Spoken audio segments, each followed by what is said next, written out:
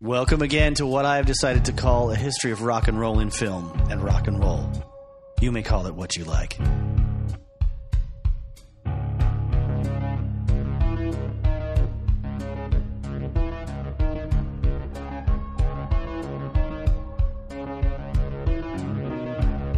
Now, in the past, when I've done two-parters or three-parters, three-parters being the Jerry Lee Lewis episodes and the AC/DC episodes so far, and two-parters, you know, there's a couple out there. I mean, the singles series is going to be many, many parts, I'm afraid, for myself. And I tend to end up needing a little time in between recording those episodes because I'm so worn out from focusing so much on the same artist for a long period of time. I need at least a week or two to have a break, if not, in the case of Jerry Lee Lewis, months apart between recording sessions.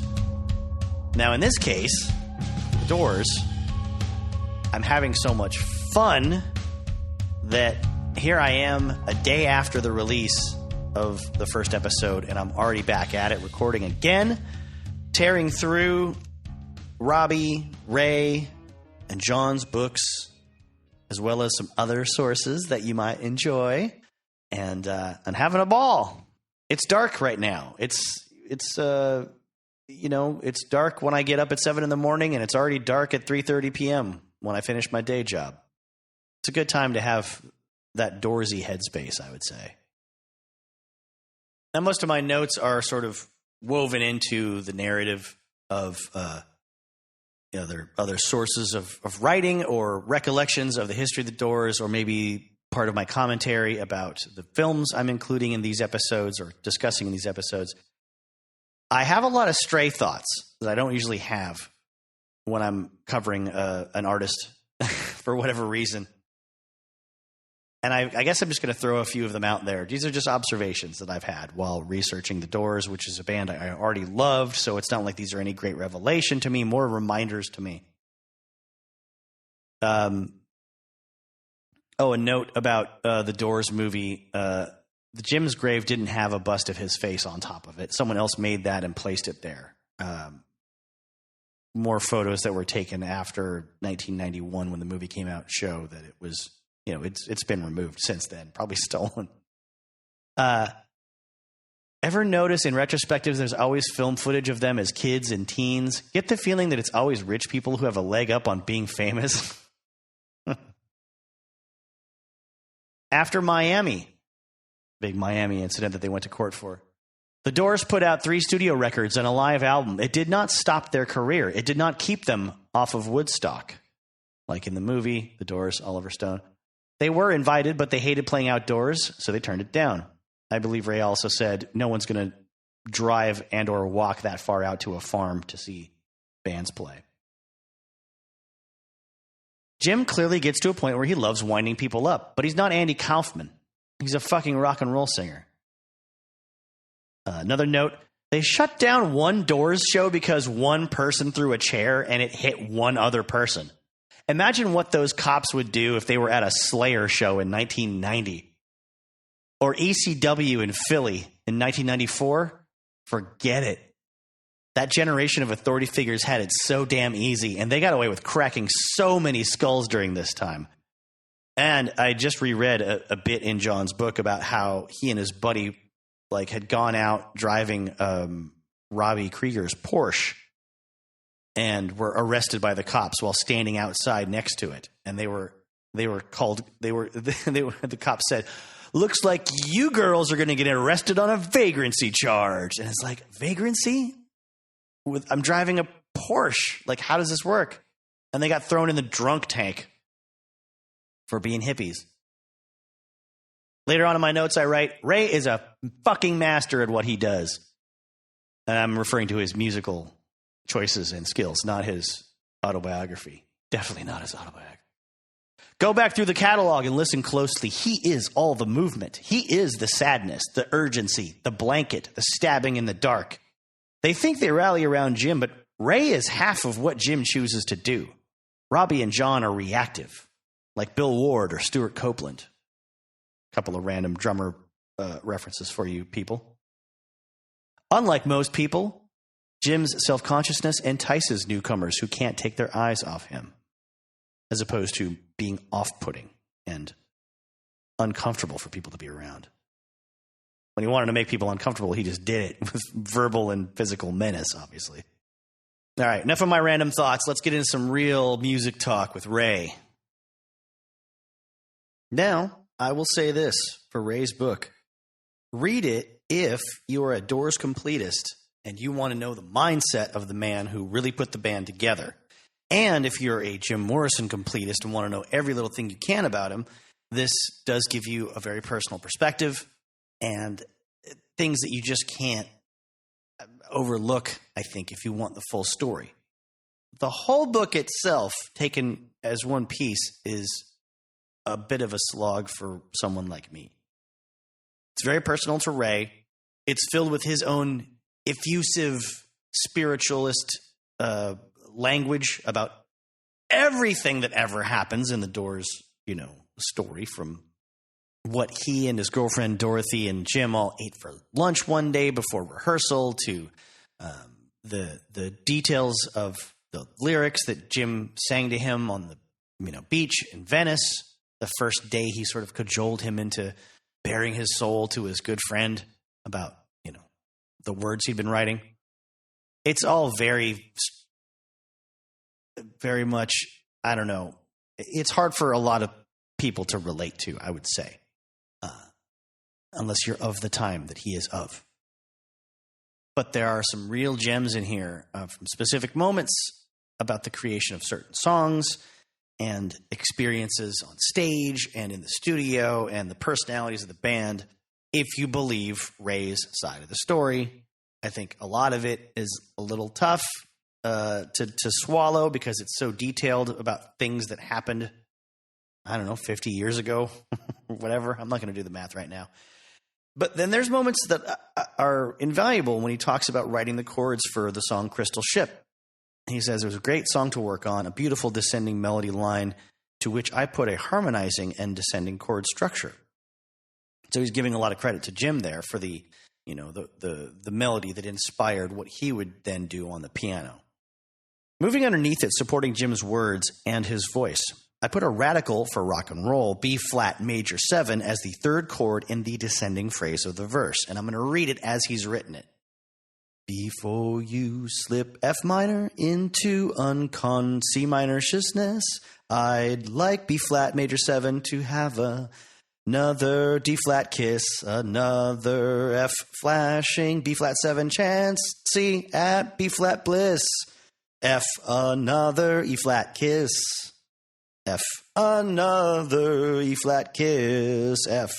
I knew that the B flat major 7 chord would cause trouble.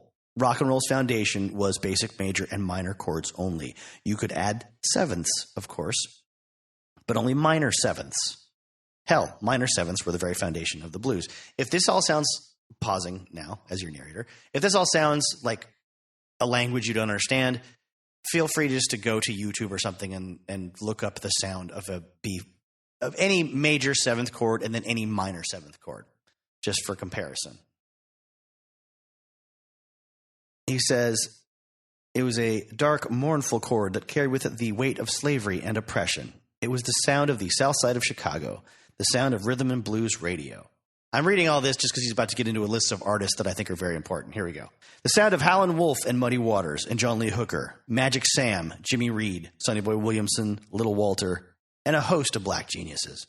The minor 7th was the darkness, but the major 7th, a half step up from the flattened 7th, was cool. It was jazz. It was cabaret, nightclub singers. It was smoke-filled lounges with cool chicks and West Coast mellow. And it had never been used in rock and roll. And then he goes into a story about them playing this at a gig, and then some dopey hangers-on that he didn't particularly like, giving him a hard time about that weird jazzy chord that he played in that song. I don't really believe that happened. I think that's a fantasy. I just because he makes these people sound like total dopes, but then they're like specifically fixated on his little eccentric genius choice of a B flat major 7th chord in the song. Another example of something I don't quite buy, but makes for a good story. I'm not saying it didn't happen. I'm just saying it's a bit much for me to believe. He remembers this conversation word for word from 1966 to, all the way up to 1999 or 98-ish or whenever it was that Light My Fire came out. He's talking about the kind of musicians he wants to recruit for the Doors. And he's talking to Jim about this and how they have to be jazz guys that can play rock and rock guys that can play jazz. They want, I want to be dark and moody. Ray says, real mysterioso. I heard the terror in my head. But then I want it to explode into the light. I want the sun to shine into the dark corners. The dark corners of the mind, Jim added. We have to take the people inside themselves. Those places they're afraid to go into. I nodded in agreement. Those places they have to go into. He completed my thought for me. If they're ever going to be whole. The angel passed over us again. Silence. What was there to say after that? All right. Not saying it didn't, those words were never exchanged. I'm just saying to remember it beat by beat, line by line like that after all those years is a bit suspect. Pretty sure they talked about these things, though. And they probably used a lot of those words. Whatever. Ray's creating a scene for you, and it's instructive. It's helpful. It does give you that feeling that he and Jim at that time were kind of a partnership. Their visions were in sync with each other. And at this time, Jim needed Ray to encourage him. By all accounts, Jim was very shy, and he didn't have a lot of confidence in his singing voice, let alone his performance ability. Ray talks about meeting John Densmore for the first time in meditation class. And he says, hey, man, I hear you're a drummer. I said to him, yeah, I am. How'd you know? I'm psychic, I grinned. You're a bullshitter, too, he grinned back. You're right about that, Dorothy said. Always telling the truth. Did she always have to be so damn truthful? We all laughed. Well, maybe I am, and maybe I just like a good story, I said, grinning back. But here's what's happening. I'm putting a rock and roll band together. My buddy, Jim Morrison, is a poet and a singer. I'm the keyboard player. I extended my hand. Ray Manzarek. John Densmore. We both shook hands. Supposedly, John asked him what the music was like. And Ray says, I want to do poetry and rock, like the Beatniks, Like poetry and jazz. John's eyes began to light up. I hear a jazz-based thing, but in rock, I said. Jazz, he said. Are you into Coltrane? I love Coltrane. McCoy Tyner is my idol. I worship Elvin Jones, he said. He's the greatest drummer on the planet. That's for sure, I agreed. What about Miles, he asked. Miles, I'm Bill Evans. Man, Philly Joe Jones and Jimmy Cobb. That side stick on 4, I love that. It's so cool. I thought to myself, great. Here's a guy who knows his jazz. Yes. And here, this little next part of the conversation, I think, is sort of the key to what makes the Doors cool to people like myself. Because John admits openly to Ray that he's like, I'm not good enough to be an actual jazz drummer. And Ray tells him, that's fine. I'm not good enough to be an actual jazz pianist. Now, on to their first rehearsal. I would say Ray's book, although I give it a hard time because of its inclusion of lots of personal details, Dorothy and what they had for lunch various days and yada, yada, yada. John Densmore's book has a lot of personal details as well that I've pointed out in other areas of this podcast. Personal life, family life, but I mean even down to like taking a bath after a show, having a rash, that kind of a thing. Not really all that helpful unless you just want the memoir of one John Densmore, and that's fine. Same thing with Ray, but it's just stark contrast to Robbie's book, which is so informative and personal at the same time somehow, but more entertaining and more, practical in its context and organization, I think, even though it's all over the map as far as the timeline. Hopefully someday people will think the same about my podcasts. Because, this Doors episode and those Runaways episodes, they are all over the road in terms of when certain things happened. Anyway, I want to talk from Ray's perspective about the first rehearsal they had for a couple reasons. Ray's book is good for music talk, really legit, basic chord progressions and theory conversation about the construction of songs. But also this particular little episode, when they're putting together Moonlight Drive, does, I think, a pretty fair job of giving you the understanding of how rare it is to see, like, a young white California beach-loving guitar player like Robbie Krieger bust out bottleneck slide at a rehearsal. This is another indication of how different the Doors were than nearly all of their peers. You had guys down south doing this. You had guys in Chicago doing this, usually black men in blues bands, whether acoustic or electric. And you just didn't get it in American, mainstream rock music yet. It would become a big deal in, more electric blues playing from England in the late 60s, of course, and in America in the late 60s, of course, because the blues is going to take over the minds of all these young hotshot guitar players. So I'm not saying Robbie Krieger is to I'm not saying he gets all the credit for that. I don't think his playing, this is why I love the Doors, influenced a ton of hotshot blues guitarists that wanted to be, wizards on the fretboard. That's one of the things I love about the Doors is there's a understated virtuosity between the four different members of the band that combines to make something really amazing and original. Once they get together and warmed up and, dink around a bit on their instruments, and Ray feels comfortable, he says, let's do Moonlight Drive. Groovy, says Jim. Robbie wants to know how the song goes, and Ray just confidently says, I'll show you the changes. It's in G. And then Jim says, before we get into chord changes and all that kind of stuff, we need some ammunition. Pulls out a bomber, according to Ray, like one in his student movie, according to Ray. Robbie's eyes sparkled, but John looked apprehensive. Jim lit it, took a toke, and passed it to me. I did the same and passed it to Robbie, who sucked on it, filled his lungs with the sweet smoke, and passed it to John. John held it, looked at it, hesitated, and finally conquered his fears. It's a little much, but everyone's in a good mood now. John's relaxed. He's feeling goofy. They're all stoned, and Jim says, groovy. Now let's go. After they're done with the joint, after the joint, Ray shows Robbie the chord changes. Ray says they were easy, mostly G with a few C's and D's here and there and a solo in the middle. Robbie digested the form in an instant, another high IQ. And then a eureka light bulb went Illuminati in his brain pan. These are Ray's words, obviously. I got an idea, Robbie said. See if you think this works. He reached into his guitar case and in the little compartment at the neck pulled out a weapon. A fucking broken bottle, a mean and evil piece of jagged glass. The neck of a greenish bottle that was all sharp and broken off and could cut a hole in your neck with one quick thrust. What the fuck is that? I shouted. Is that for cutting someone's face off? He wants to know what Robbie needs to carry this weapon around for. What kind of gigs did he play that needed a throat slasher in his guitar case? In what kind of neighborhoods? Robbie laughs. No, man, it's a bottleneck. I'm hip. It's a bottleneck. But what do you need it for? Where the hell do you go that you need to slash at people with that thing? He thought that was hysterical. Ray, I don't slash at people with this. Then what do you do with that monster? I asked. This, he said, as he slipped the bottleneck onto the pinky of his left hand. This is what you do with a bottleneck. And then he plays what becomes the main melody line on the guitar for Moonlight Drive. I won't keep reading Ray's words because he just milks he milks every single thing that happens into like 3 paragraphs of poetry and prose.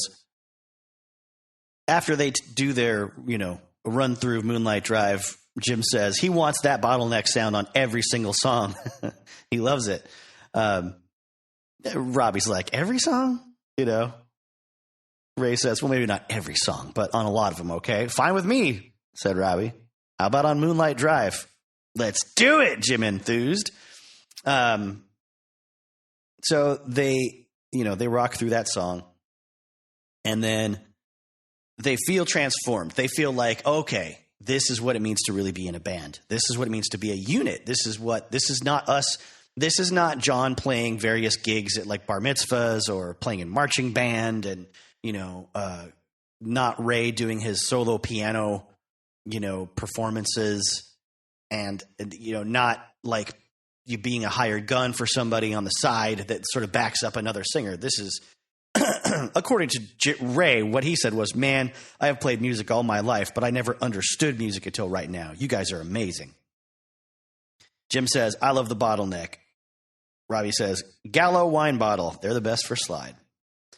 I myself, as a teenager, read John's account of this, and I was so entranced by the story that I tried to saw the neck off of a wine bottle with a hacksaw. It did not work. It did not work. Eventually, I would just buy slides or various kinds. And it's a lot of fun to play. Glass bottles sound completely different from a brass or a chrome or a ceramic slide. The ceramic's pretty close too, but I would say if you want to get Robbie Krieger's tone, any glass guitar slide that fits your finger will do the job the best. I would avoid metal ones if you want to get that really cool sound that he has that's so smooth. And let's talk about John's account of this. He said Ray didn't know other guitar players to sort of invite, but patronized John by inviting a former member of the Psychedelic Rangers, Robbie Krieger. But Ray said this himself, was worried about Robbie's shyness because his playing was the antithesis of loud electric guitar, which seemed to be the hallmark of rock and roll. But Robbie had a very unique style of picking and used his long fingernails like, the way a person would play folk music, flamenco music. Also, he had a good fundamental understanding of chord structure that John wanted to sort of lean on when it came to songwriting. And he knew that Robbie played a bottleneck on his electric, something that he had picked up from listening to the blues. And the slide of the bottleneck across the fretboard, John knew would produce a really funky, eerie, howling kind of sound, which he had heard on a few records that Robbie had actually passed his way, but he never really heard it much on like a modern electric guitar style of playing. Blew him away, and he was pretty sure that that was going to be the key to knocking out Ray and Jim when it came to his audition. John talks about driving home after the sort of rehearsal with the first one with Robbie and letting him know that seems like he's definitely in the band now. And he says, I was nervous until you picked up the bottleneck for Moonlight Drive. Shit, it looked like Ray saw God when he heard you. And Robbie's response was, I guess it was okay, but remember that Robert Johnson song I played you? Squeeze my lemons till the juice runs down my beer. Whoa. Now that's bottleneck. And I have to concur. Check out that Lemon song by Robert Johnson when he slides that thing in between he stops singing and then kicks back in with the rhythm afterwards after that slide down. It's so cool. John points out there aren't many electric players when it comes to slide, and Robbie counters with the fact that Mike Bloomfield occasionally plays it with Paul Butterfield Blues Band. How did you get that place to rehearse anyway, he asks him. And then John points out that a film buddy of Ray and Jim's rents it, Hank. He said it was cool to rehearse there in the afternoons. It's weird, isn't it? A little house hidden behind all those Santa Monica stores. Yeah, it's great, Robbie says, but Jim, the singer, he's pretty intense. The way he yelled at his friend who came in and sat at the kitchen table with that mound of dope rolling joints. Felix? Is that his name? Whew, strange crowd. John says, aren't they? And we could easily get busted because of all the noise we're making. I was hanging out with Jim a month ago, and we went to the Venice West Cafe.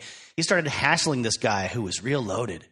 Jim asked him over to Ray's to hear some records, and when we got there, Jim started flipping the lights on and off, and freaking the guy out.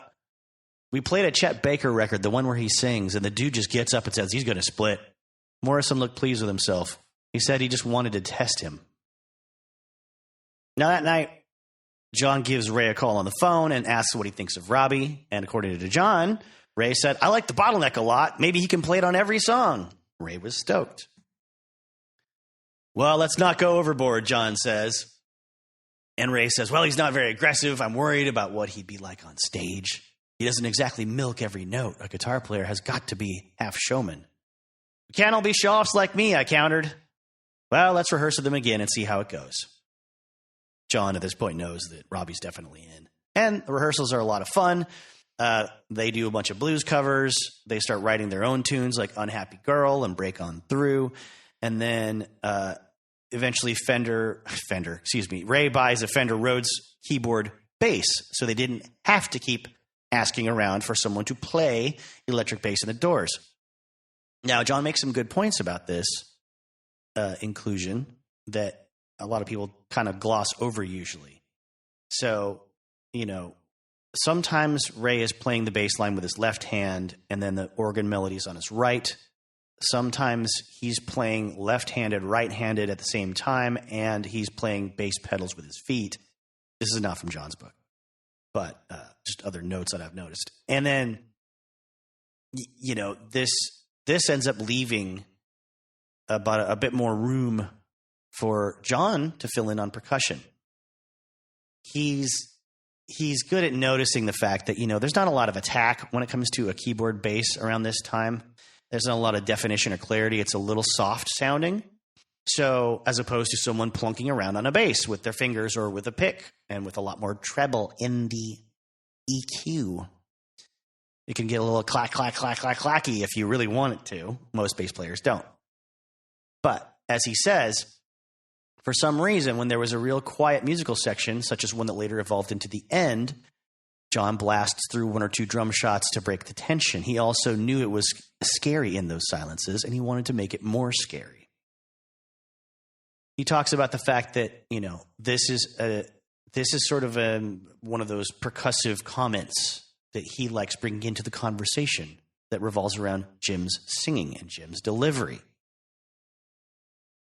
And it's the lack of a bass player that allows him to do that. That Fender Rhodes bass keyboard thing is not dominant when it comes to percussive sound in general compared to other rock bands' bass lines would have. So he has more, let's say, of a voice as opposed to just keeping the beat and making sure everyone else has a voice.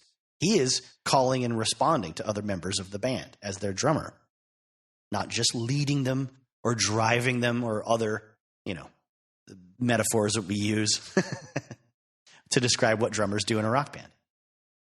Elsewhere in this 2-volume series I'm doing on the Doors, I've talked about the fact that, in my opinion, there isn't much to the Doors story that really brings to light any ongoing camaraderie with other artists or other bands. There's little sort of non-sustainable flashes here and there. There's Van Morrison palling around with Jim Morrison at one or two points in their life. And there's, the Jefferson Airplane were friends of theirs, and there was a mutual respect there. I'd say I get the impression, let's put it this, let's be honest. I'll try not to over qualify myself here or speak in too grand a terms so that I'm qualified to speak in. I get the impression that the Airplane was kind of the band they felt a pretty good kinship with. They admired a band like Love a lot, and they had a bond with them. But there isn't, and then the Velvet Underground in New York, Lou Reed, they formed a connection with them, but they were still kind of outsiders in New York, and I don't know that relationship really was warm in a way that would continue between the bands. So it's not like a lot of other music scenes where there's a camaraderie that's sort of built in. Then again, maybe that means there isn't as much feeling of competition either, if everyone's trying to be so strikingly original. Well, everyone is not, obviously. A lot of 60s stuff sounds the same, but I guess I feel justified saying this kind of stuff again because taking another flip through Ray's book, there is a section where he talks about how many bands they performed with in San Francisco. And for the most part, this is the only time you're going to read about these bands in this story of the Doors. They were working with Bill Graham, the legendary promoter of the Fillmore, and doing shows for him, and also playing the Avalon Ballroom, which is run by a guy named Chet Helms. And I hear that, and I just think of the drummer from the band. But no, that's like Cleavon, right? Some fan of the band right now is very angry at me, I'm sure. Ray notes that both of these men had vastly different managing styles and vastly different personalities and sort of a different kind of vibe or energy, but that their motivation was pretty much the same. He said they Both Bill and Chet believed in the coming new age and were doing everything to expedite its dawning, in spite of their vastly different personal styles. We loved them both and played many gigs for them both.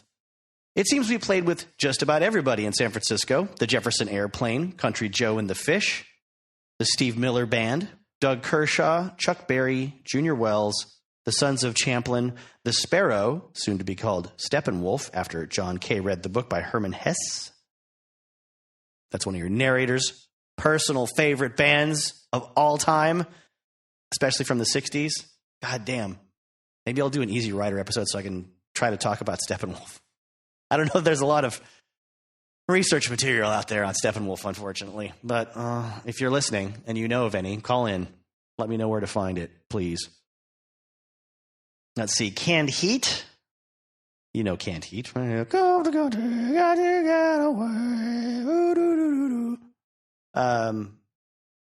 don't know why you needed to hear me do that. The Clear Light. The Jim Kweskin Jug Band, Robbie's idols from his Black Bay Chamber Pot Terriers jug band days. Moby Grape, The Grassroots, Tim Buckley, The Seeds, Tim Hardin, Richie Havens, James Cotton, Procol Harum, and those lovable freaks who personify San Francisco and the psychedelic love movement, the Grateful Dead. The Dead support system was enormous. They had huge amps and many roadies, old ladies and groupies and yes men, personal cooks and gophers and gurus and sound men and manager types. Consequently, they had no need for normal human intercourse and or discourse. They were completely insulated. It was a little world of its own, and they were perfectly content to remain inside with you locked out. I never did get to know any of them. I barely talked to any of them. I did try to communicate with their organ player, one Pigpen, but that turned into a complete fiasco. Here's what happened. I read this, I guess the truncated version of this story myself back in my teenage years when I read John's book, Riders on the Storm. So in that, it was a pretty quick exchange. Ray's going to draw this out with a lot of, extra prose. So I will not, I try not to read word for word straight from the text when I'm doing some of these, but sometimes I think it's warranted, sometimes it's not. Coming up later, I'll do a reading from a Lester Bangs piece, and while I don't read the whole piece from beginning to end, I'm definitely quoting him directly, straight from the page, because I am not worthy to mess with that man's words. So Ray says, the Doors and the Dead are playing together at an outdoor festival gig. The Dead are the headliners. It's early 1967. They have a wall of amplifiers. There's 2 drum sets in front of them. There's guitars everywhere and a Vox Continental organ, just like the one that Ray Manzarek plays, set up on stage right, which is the part of the stage where Ray Manzarek always sets up his Vox Continental organ. Ray says they had a sound check in the afternoon and it took forever. He says the Grateful Dead they noodle, they fool around, they play out of tune, they try to tune up, but fail, and finally play a song. Vocals are out of harmony. Guitars are tuned to some arcane, eccentric mode that each musician has kept as his own private secret, not telling the fellow next to him what the mode is. I would love to know, if you're a Grateful Dead fan, if that sounds like the kind of thing they were doing back in 67, or if Ray is just being musically more catty than usual. He is a catty fellow. I mean, the very first notes I took when I started cracking his story open, and I wrote these on paper as opposed to, on the old, whatever you call them these days, word processing program on my desktop computer. I had to get these thoughts down right away. My first impressions of Ray's book, because I was reading it on my couch and I didn't want to get up and turn on the computer or yell it into my phone. I wrote, "Holy shit, Ray goes on about people he knew at UCLA. Old vendettas. What a tool. But read Ray's book if you love Jim." I wrote below that a few minutes later, "Real story of Doors personalities. Lots of interactions that could be fiction." So that was my first impression of Ray's book as I was flipping through it to various pages and stuff. What I'm getting at is he, unlike more even-keeled people that are towards the end of their life would like to leave a measured and more judicious or diplomatic view of their interactions with people, Ray decided he is going to use his pen to strike down anyone that rubbed him the wrong way ever in his life. I didn't read about the early years because I almost never do. I mean, it's important, I think, with Jimi Hendrix, definitely. It would be important with James Douglas Morrison, but I don't trust the book of No One Here Gets Out Alive, and I think that's the one that probably explores his early days the most. We'll get into that with the Lester Bangs section later in this episode. Anyway, I say all that to qualify my choices when it comes to Ray being kind of grouchy about interactions with people and catty. Like, I'm not even reading all the juicy, nowhere close to the juicy stuff you can get out of Ray's book if you want to either take his side when it comes to him being the one to get behind when he goes against the other band members personality-wise, or anyone else in the music business personality-wise. That could be rewarding for you. I would hope, though, that by this time, since the book came out in like at the end of the last century, you would have already owned it if that's you. If you want a good character study and what someone does when they have control over the narrative, this is a good one too. Back to the Vox Continental organ. So they get their turn to sound check the Doors, and he mentions John's drums have to be set up on the floor in front of the existing pair of drum risers. No riser for John. The Dead have taken both of them. John's pissed, as well he should be. Personally, your narrator is like, it's their show. They're headlining. They're bringing more people. They're setting up early. They've got the infrastructure on their side. What are you going to do? They got two drummers. If the Doors wanted a drum riser, they should have done their homework and maybe gotten on that a little sooner and requested a drum riser or brought one, is what I would say. But that's in my modern sensibility. That's in my, I'm well past the age and level of experience playing live shows in my life than these Doors at that age would have been in like 67. So they hadn't quite gotten savvy yet. Back to the text. Ray goes up to Pigpen and says, "Hey, man, I'm the keyboard player with the Doors." So he's slow and enthusiastic. I extend my hand, but he doesn't take it. Actually, he doesn't even really see it. His pace is slow. I try to be jolly. "I play a Vox Continental just like yours." "It can't be moved," he says. "I know that," I smile, hoping to somehow communicate with this fellow musician. "What I want to ask is, instead of bringing my organ on stage and placing it in front of yours, I simply use yours?" "You want a what?" He is slow. "I want to use your Vox. I play the exact same thing. I'll just set my piano bass on top of your organ, and it'll be all simple and easy. Nothing has to be moved." You see the old footage and the old photos of Ray. He's playing the Vox Continental organ, which is the big main rig, right, for a piano player. And then there's a smaller unit that just sort of balances on top of that, which is how he will do a lot of bass work with his left hand when he's not deciding to use his left hand on the Vox and then use his feet on the pedals of the Vox. His head starts to shake back and forth. He isn't liking the idea, but he's understanding the idea. I'm thankful for that. I press on. "If I have to bring my organ up, I'll have to set it up right in front of yours. I play on the same side of the stage just like you." So that's Pigpen's so. "Then there'll be two Vox organs on stage, one in front of the other. It'll look ridiculous. People will think, why are there two identical organs on stage? Why isn't the guy from the Doors playing the one that's already there? Why did he have to bring a duplicate organ? You see, man, it's absurd." Wrong word. Pigpen didn't like that word. His face scrunched up. Absurd was not a word that was used in the Grateful Dead camp. Too revealing, too pointed, even too indirect. I've edited out a lot of his snipiness in this exchange. Or leading up to this exchange, but this is, it's a bit of, what's the word, projecting? Or is projecting just the kind of thing that you do when you're guilty of the thing that you're saying other people do? I don't know. He's putting words in Pigpen's head. Maybe Pigpen's just dumb. Maybe the Grateful Dead are just kind of dopey and they don't get that deep into it. And again, not trying to piss off you Grateful Dead fans. Don't want to speak out of turn. "Nobody uses the Grateful Dead's equipment," he finally said. It was like the Dead Party line, and he had it well memorized. "I'm not asking to use the Dead's equipment. I know these amps are all custom built for you guys. We'll use our own amps, and we'll use our own drums." "Damn right you will," Pig grunted. He was getting testy. "I know every drummer has his own setup, but the Vox organ, it's generic." "What?" "They're all the same. Yours is just like mine. They're identical." It would be so clean and easy if I didn't have to bring mine up. I gave him my best backslapping smile of camaraderie. What do you say, man? Come on, can I use your organ? He paused for a couple of beats. Nice dramatic moment. I thought, then the hammer. No way, Jack. I told you, no one uses the Grateful Dead's equipment. And he turned and lumbered off into the miasma.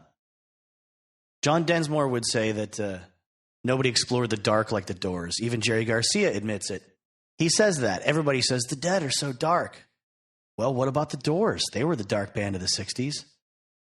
John goes on to say, in the early days, we didn't fit up there. Actually, we didn't fit anywhere. Except for the Dead and the Airplane. San Francisco groups had a mellow sound. Wear some flowers in your hair and all that shit. God, we were dark compared to all that flower power stuff.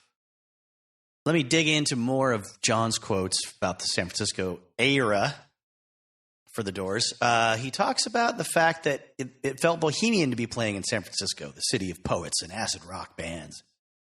The groups up there had a semi-camaraderie among them that I admired. I say semi because the hardcore music freaks looked down on the Jefferson Airplane as they took off commercially. The Grateful Dead, who sometimes spiked ballroom punch with acid, were considered the real thing. Country Joe and the Fish sounded like acid itself with heavy echo and repeat. They sang, your, silver, silver, street, flash, flash, across the top. Anyway, I can't do it. I don't know how the song goes. I can't do it justice. The locals, but that's how he writes it out phonetically with the the loud, quiet, loud. The locals said we sounded like Country Joe, but that was only because we had similar instrumentation. We both used an organ. Jim's lyrics were certainly different from, quote, I hunger for your porpoise mouth and stand erect for love, unquote. Some more details that might not be obvious to, folks that didn't grow up with TV footage, flashing at them all the time of the 60s and the hippie movement and the love-ins and the be-ins and the kaleidoscopes of colors that are flashing while bands are playing and the liquid oil that's, changing the colors of the spotlights and what have you. For their benefit, I'll read some more. He says, all the hallucinogen-induced paintings on the sides of the walls and buildings throughout the city gave a kaleidoscopic feel to San Francisco. The Dead's house in the Haight-Ashbury, with its rainbow colors, came to represent the hippie movement. Across the bay, the UC Berkeley campus was a hotbed of liberal activism. Lyndon Baines Johnson had been inaugurated as the 36th president of the United States 2 years before, and he was continuing the escalation of the undeclared war in Vietnam. So much for the Great Society and the war on poverty. Rebellion was in the air. John goes on to describe the Fillmore as a rather nondescript brown brick music hall on the edge of a rough black neighborhood. Bill Graham, the transplanted New Yorker with a New Yorker's energy, booked groups like The Airplane, The Dead, Country Joe, Big Brother and the Holding Company, which is the band that features Janis Joplin on vocals. If you don't know, check them out. Maybe if you're biased like me, just listen to the songs Janis sung and not the other guy.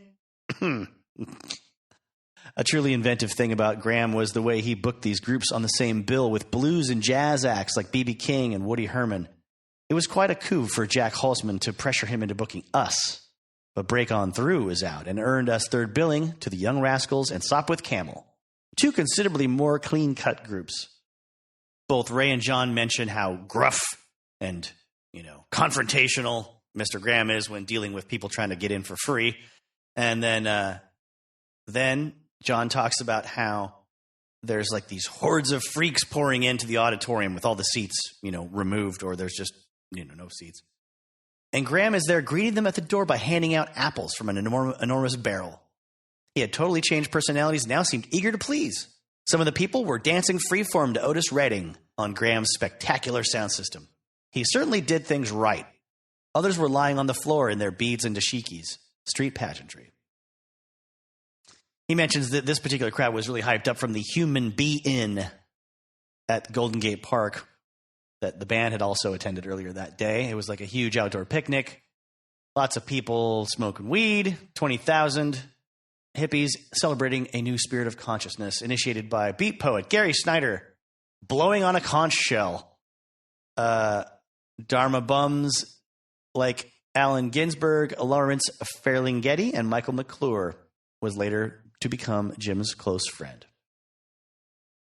Also, Tim Leary, the Acid King, and Richard Albert, a.k.a. Ram Dass. I'd have to look that one up. Not really sure.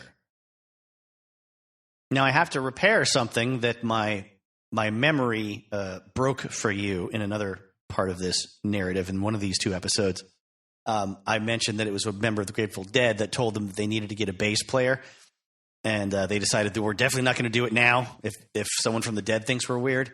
I remember that totally wrong from my teenage years, it turns out. Going back to John Densmore's book, it was Owen Stanley III, the underground chemist and sound man for the Grateful Dead, who was talking to them backstage at this gig.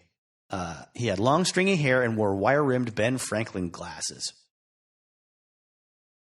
They were hoping he was going to give them some samples of his homemade LSD, but unfortunately he was just going to tell them, you guys need a bass player. There's a hole in your sound, and a bass would make it fuller. Ray and I nodded as if we agreed, and the doctor left. If we're making him nervous, we're on the right track, I stated. Yeah, let's definitely not get a bass player now, Ray confirmed. A later episode that tells you a bit about what it was like being in a band with Jim Morrison is a story about Jack Holzman, Elektra Records head, basically the president of what was considered a folk label. He, at the time of the Doors doing their demos for Strange Days, so I'm guessing, 67? The first album comes out early in the year. Strange Days comes out at the end of the same damn year. Can you imagine that? Good Lord. He's playing demos for Strange Days for Paul Simon, of all people, when he has him over for dinner. He tells Paul the Doors are going to be the biggest group in America. And Paul Simon agrees with him, evidently. He agrees with him so much, he asks the Doors to play second bill with Simon and freaking Garfunkel at a show in Forest Hills in front of 10,000 people. John says you could feel our nervousness backstage when Paul Simon came in to wish us luck. He was very friendly. I don't know whether it was nervousness or that Jim hated folk music, but he gave Simon the worst vibes. In short of saying, get the fuck out of our dressing room to the guy who hired us. They went on stage. It didn't get any better or more comfortable, apparently. Jim didn't try to connect to the audience in any way. And at the end of their set during, the end, where he's screaming about wanting to kill his father and, to have sex with his mother all night long. Yeah. Apparently, Jim took that moment to just start slamming the microphone stand down repeatedly on the floor of the stage and scream and shriek into it for a solid minute. A minute. 60 seconds is a long time when you're on stage. I'm not saying that as an expert. I'm saying that just as a person who's been on stage a lot, good or bad. But there's a thing called the time dilation effect that happens chemically in your brain when you're excited and you're full of adrenaline, and it makes musicians play faster than they think they're playing, and it makes you feel like everything's going slower than it is. I mean, methamphetamine probably does that too, but that's not what the Doors were on at the time.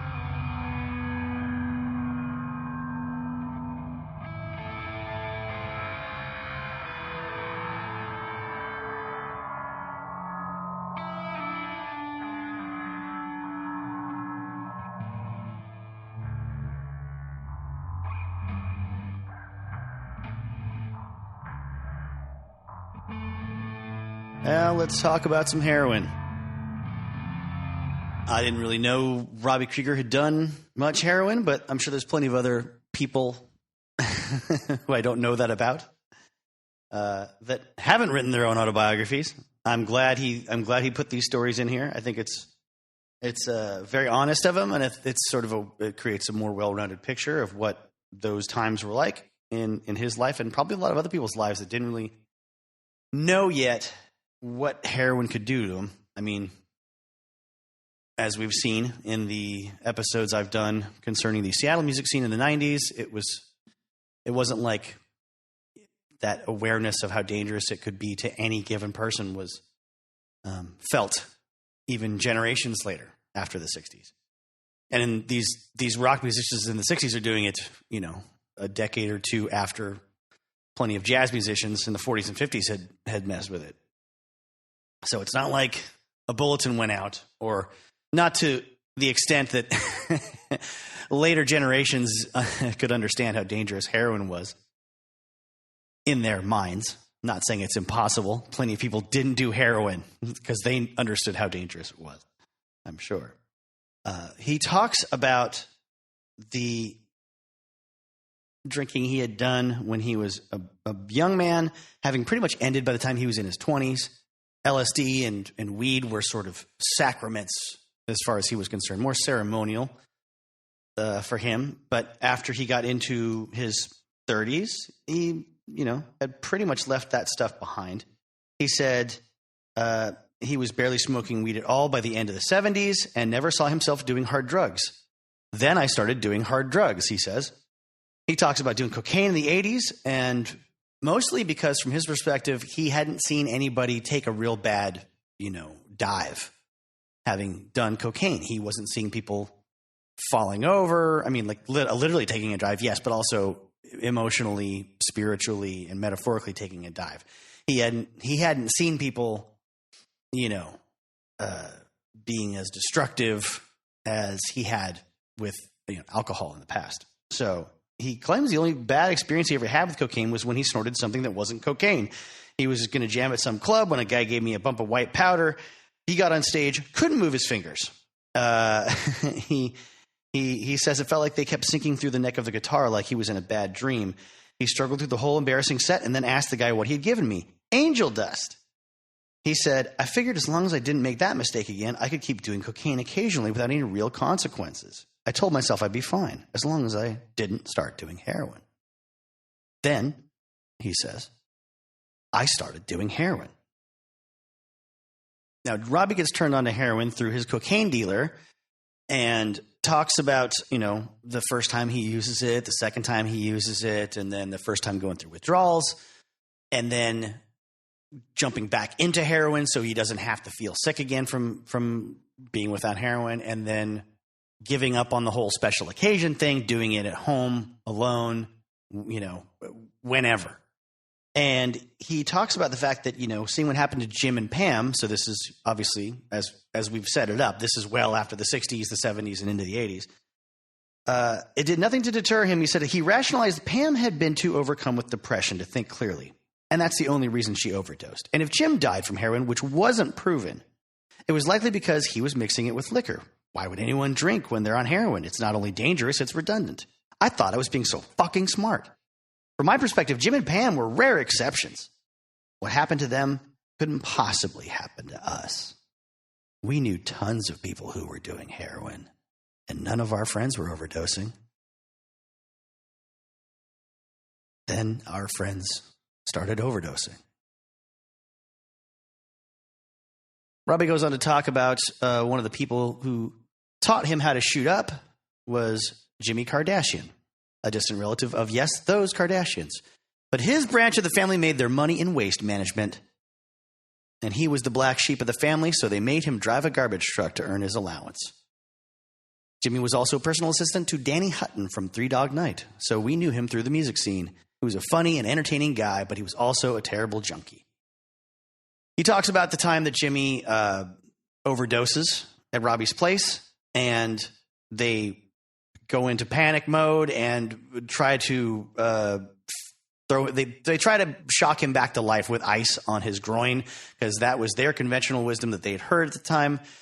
He says that nowadays that's known to be very dangerous. You can make someone go into shock and make the overdose happen basically just faster, or kill them quicker after you do that. And there's a story in the grunge scene of the 90s here in Seattle where, the conventional wisdom was the ice cube up the sphincter instead of on the groin, on the testicles in Robbie's case is what he was told. So they try that with Jimmy. Jimmy's not coming out of it. They drag him into the driveway and shove a garden hose down his pants. Anything, he says, to avoid calling 911. His skin's turning green. They're screaming at him and slapping him in the face. And finally he comes around. And Robbie just gives him a dry pair of pants and says, "You're out of here." Gets one of their friends to take him home. and he never hangs out with Jimmy again.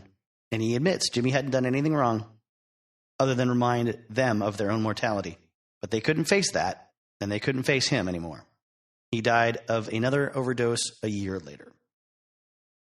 Heroin also afforded Robbie the opportunity to get close with one of his biggest heroes, Paul Butterfield of the Paul Butterfield Blues Band. They had a mutual friend that introduced them, knowing that they had both heroin and music in common. And, you know, Robbie kind of breaks his own rule about not selling drugs to people because this guy's his hero. And he's like, well, yeah, here's some of my China White. And Paul keeps calling him for more and more. And Robbie supplies him, but he keeps getting stiffed by Paul Butterfield of the Paul Butterfield Blues Band, who is his hero. That sucks.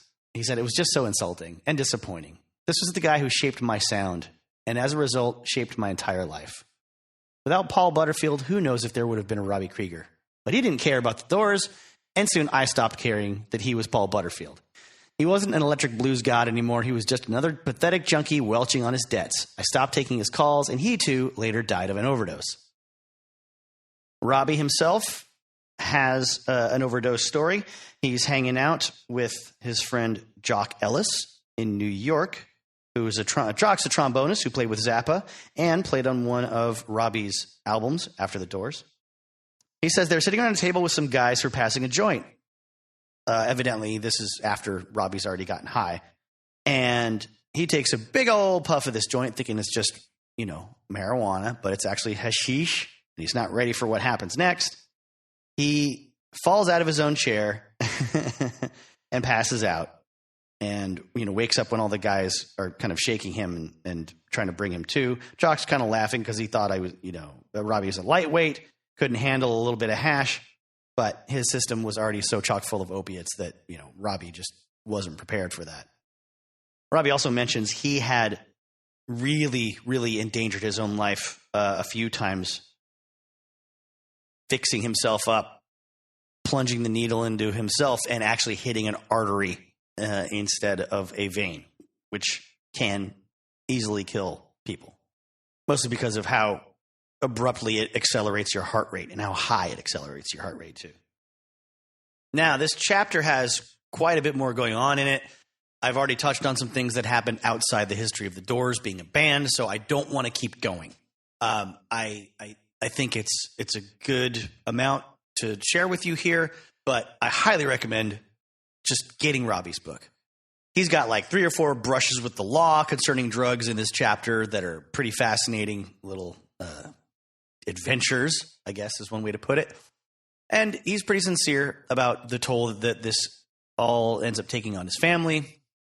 And it's just another one of those things that makes me want to recommend his book more than the other guy's books. But then again, that's coming from a position of privilege because I already read John's book when I was young. I think John did most of the hard work. I think Ray did the least amount of hard work.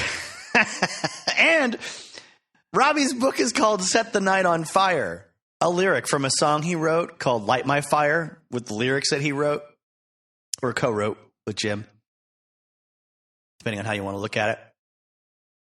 It's called Set the Night on Fire, not Light My Fire, the biggest hit the Doors ever had that he's responsible for. Why is that? Oh, that's right, because Ray put out his book first, and Ray's book. Oh, let's take a look. What's it called? Oh, it's called Light My Fire. They all throw some digs and jabs at each other in their books, but not Riders on the Storm by John. John was very professional. He, you know, if someone kind of looks bad in his book, it's generally him and being told from his perspective. He doesn't bury the other guys. I mean, he tells the stories of things that actually happened as far as his narrative is concerned. And, you know, Jim acts terribly in some of them. That's a matter of record with all these books.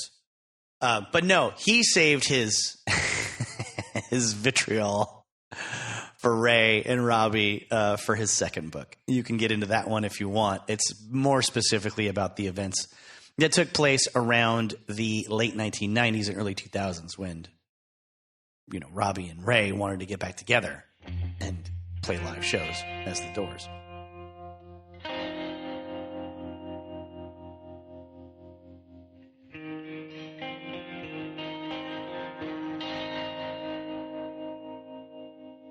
Now let's talk Miami from Robbie's point of view. He really doesn't think it's that big of a deal. And he will concede. Yep. Air conditioning was broken, and a restless, sweaty crowd of 10,000 people was generating a lot of heat, but they'd played in shitty venues before. Yes, good old Bill Siddons was there arguing with the promoter for overselling the venue and denying the Doors a cut of the extra ticket sales, while the promoters tried to hold their equipment hostage as leverage. But Bill was always putting out one fire or another, Robbie says. So I was more concerned with tuning my guitar. He also concedes, yeah, Jim missed a connecting flight and got drunk at the airport and was running late. But Jim being late and drunk was no longer a newsworthy item as far as Robbie is concerned. At this point, he says things were a mess, but things were always a mess. This is another thing that is important to bear in mind with the Doors touring life. This was not an era where the business had been smoothed out and standardized when it comes to a rock band touring around the country, playing venues that make sense acoustically to play in with promoters that have done this before and have a track record of being honest about their business dealings and having maybe been, audited by various other entities, maybe taken to court now and then. This is why even a couple years later, you get people like Richard Grant, or was it? God damn it, Bob Grant, Richard Cole. God damn it! Now I got to look up the name of the Led Zeppelin managers. No, I don't. No, it's Peter Grant, right? All right. Well, whatever. Those guys were real hard asses in America, especially, and they were not afraid to break some shit. including parts of people's faces if they had to, or arms or legs, or threatened to make sure Led Zeppelin got paid, because they knew that motherfuckers were taking home a lot of cash when Led Zeppelin came to town. So Robbie does also concede Jim was drunker than usual, and he screamed, he swore at the crowd, and he derailed their attempts to play songs by the Doors to go on long rambling tangents. And he encouraged the crowd, as he always did, to come up on stage. And yes, their friend Louis Beach Marvin III from the Moonfire Temple was there for some reason and handed Jim an actual baby lamb while he was on stage to promote animal rights. And yes, Jim joked about exposing himself. And yes, at one point, Jim was hurled into the audience after Vince Traynor, their equipment manager, had to grab Jim's pants to prevent him from pulling them down. Stage collapsed at one point. PA falls over, and to Robbie, in the fullness of time, looking back, this is just another crazy Doors show. He says the Miami incident of March '69 would later become the most infamous episode in Doors history. But after we left the stage, we shared beers with local cops in our dressing room. There was no moral outrage. There was no scandal. There was no discussion about Jim exposing himself because it just plain didn't happen. No one got hurt. There weren't even any chairs to destroy because the promoters had pulled them all out to sell more tickets. The cops laughed with us about how wild the whole night had been, and when it was time for us to go, they wished us well. Now, the next part of the chapter is him talking about what happens after Miami. They all kind of go their separate ways on a little vacation, and it's another one of these it's one of the recurring themes of certain artist biographies or autobiographies that I detest, which is the details about vacation spots. The sand and the little footbridge and the palm trees and how they felt when they were there. I don't care. I hate, but then again, maybe I'm just a hateful, miserable, jealous person that doesn't like hearing about people's vacations, but especially not rich people that are responsible for some great work that's affected my life. I just want to hear about the music and the existence of the band when the band is in the room together and their personalities and how they worked. But in this case, I will actually say that it does create some context that's important to bear in mind when it comes to Jim's attitude on stage in Miami. Because Robbie points out the fact that while Robbie Ray, John had companions to go on vacation with. Jim and Pam had just had a big fight and were, not, I guess, getting along.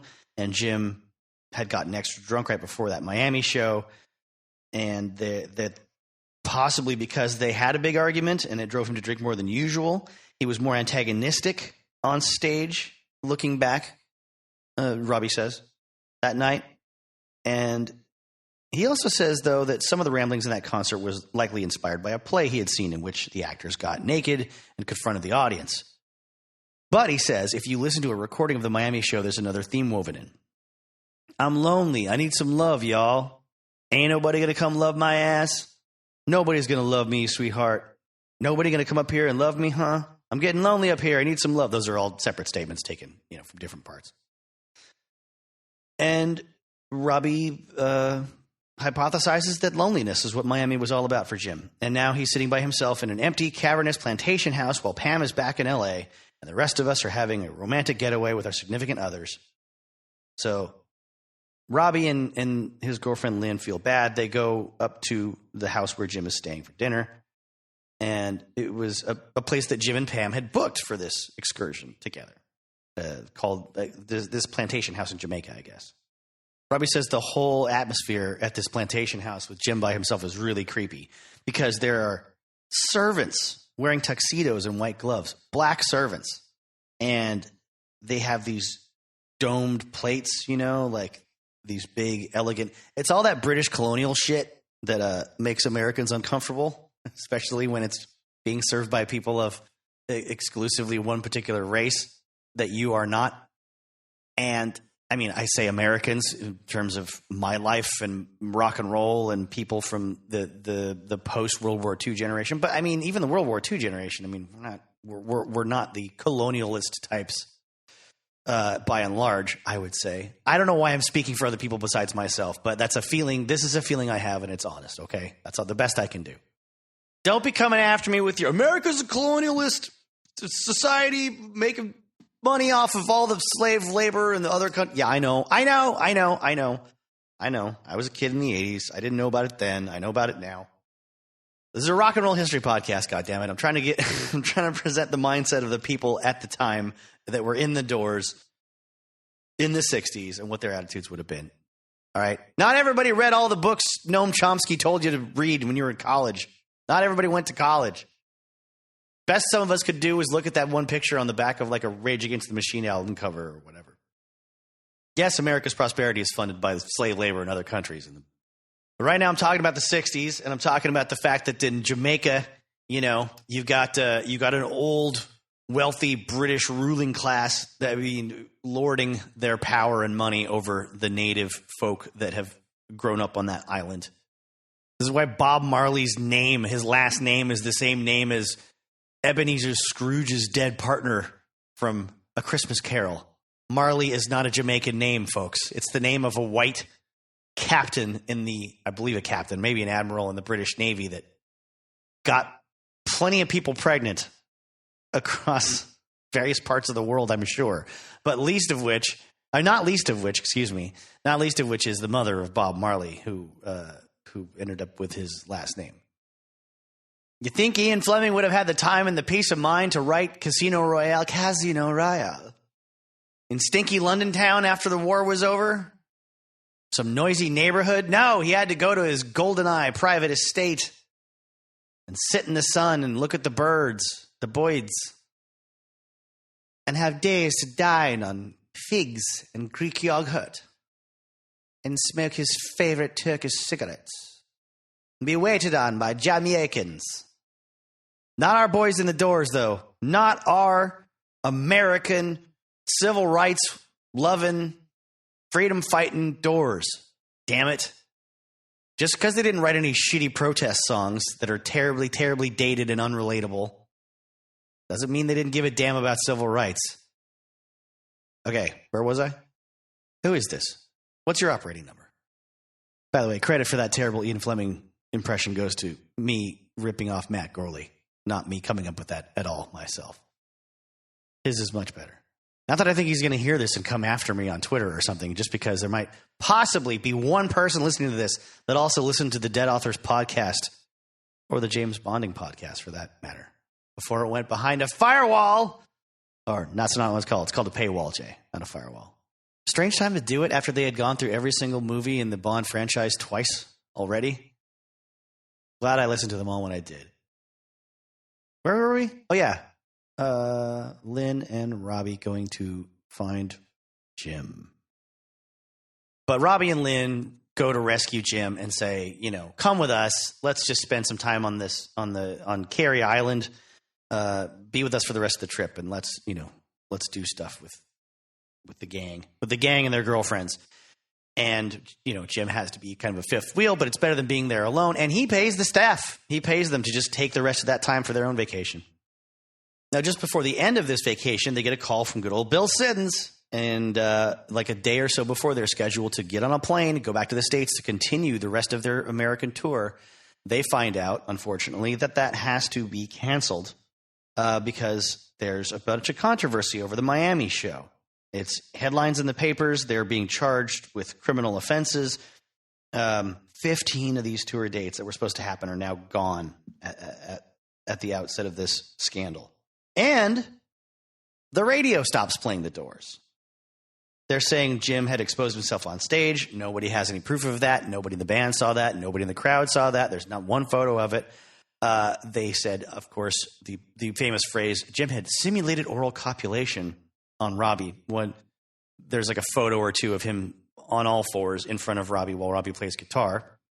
But his face is in front of the guitar. It's in front of Robbie's hands, watching him play up close.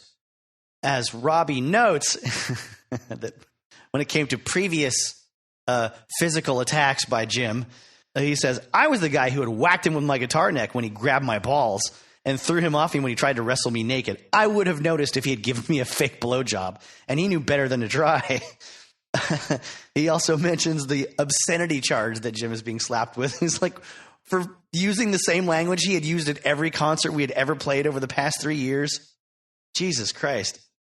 But he says the ensuing trial would hang over our heads for the rest of our career as a band and for the rest of Jim's life on this earth. For the first time ever, Jim was going to suffer the consequences of his actions, and yet it was the one time when those consequences were completely undeserved.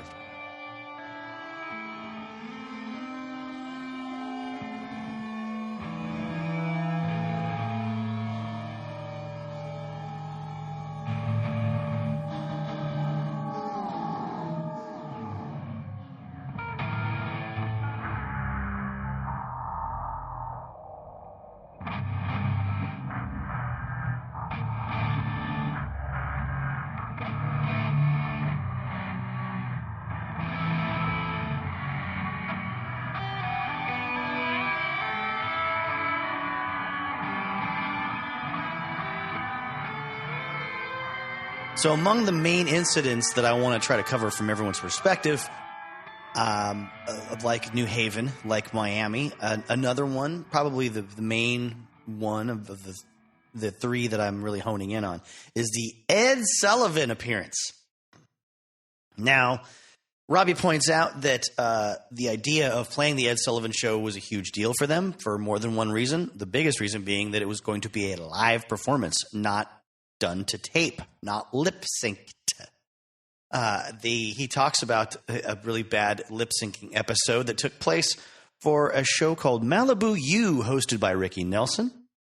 Apparently wasn't on for very long. I don't know why, but I'm curious to know more about this little era of Ricky Nelson's career as a TV show host. But it was filmed at Leo Carrillo State Beach, surrounded by actors and crew members staring at the band, checking their watches, because Jim Morrison did not show up to that taping. It was a big deal for them to be on TV at all back then, and they couldn't really figure out why Jim stood them up. In this case, the lip syncing and the backing track was a saving grace for them.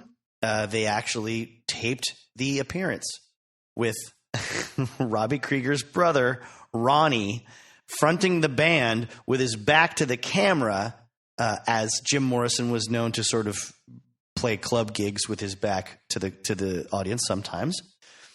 But he tried to move like Jim, I guess. The next day after that filming, the crew of the show did track down Jim, bring him Ronnie's shirt, put it on him, and then film him singing the song, Light My Fire. So they'd already done it once for that show. Robbie says the whole incident seems more absurd every time I think about it. Can you imagine Mick Jagger not showing up for a TV taping and the Stones filming Keith Richards' brother from behind instead? They had already done, but before Ed Sullivan, they had already also done Dick Clark's American Bandstand.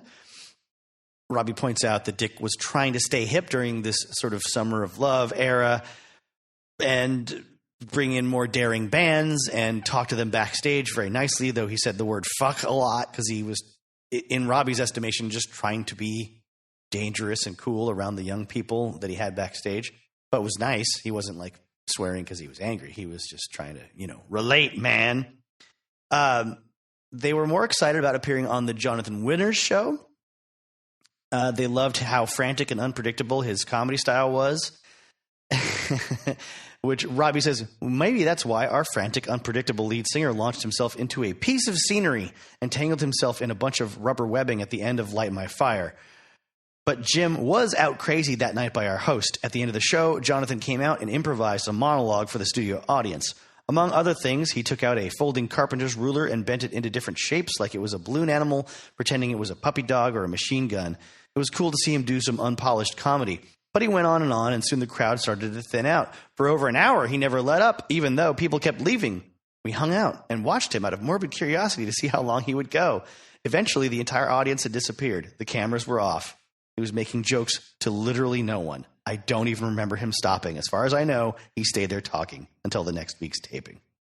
Now, that episode of the Jonathan Winters show premiered on television only a couple of weeks after the big New Haven, Connecticut debacle, and they were playing in San Francisco at the Winterland Arena.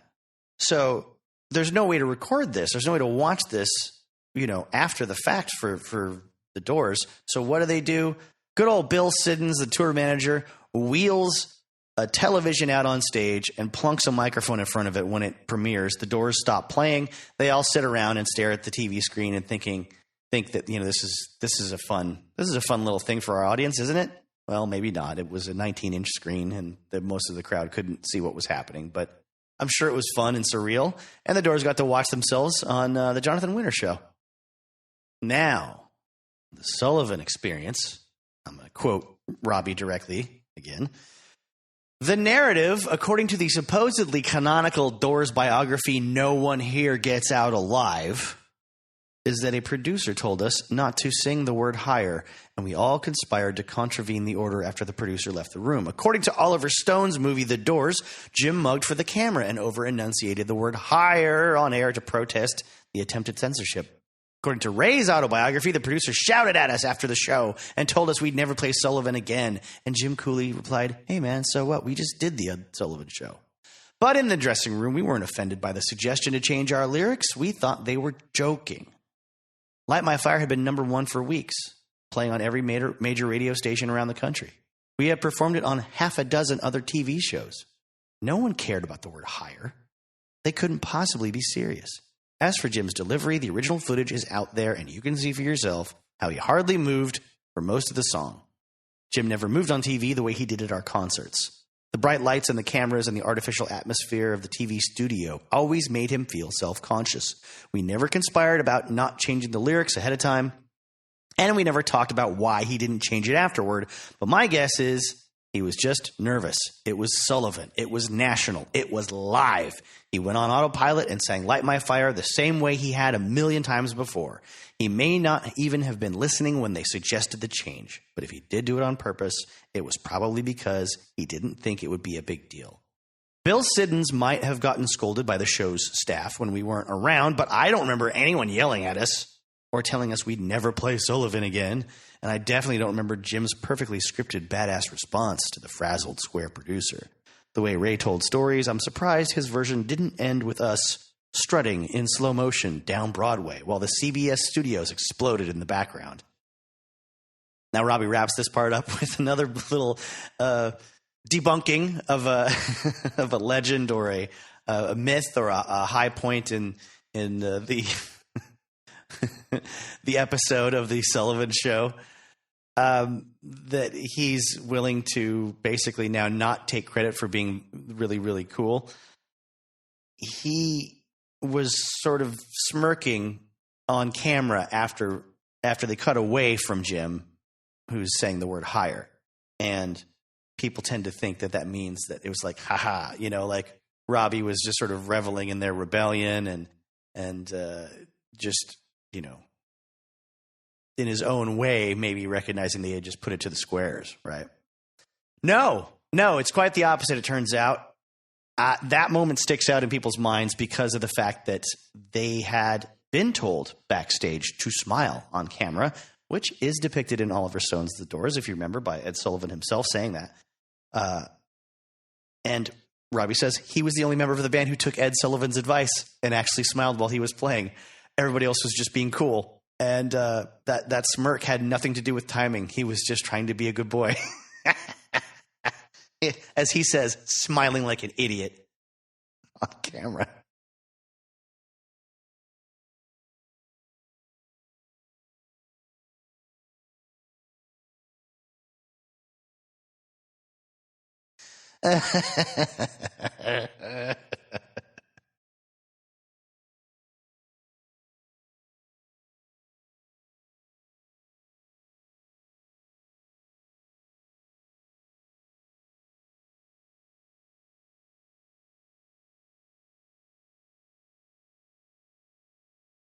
Excerpts from the writing of the late Lester Bangs from a piece called Jim Morrison, Bozo Dionysus, a decade later.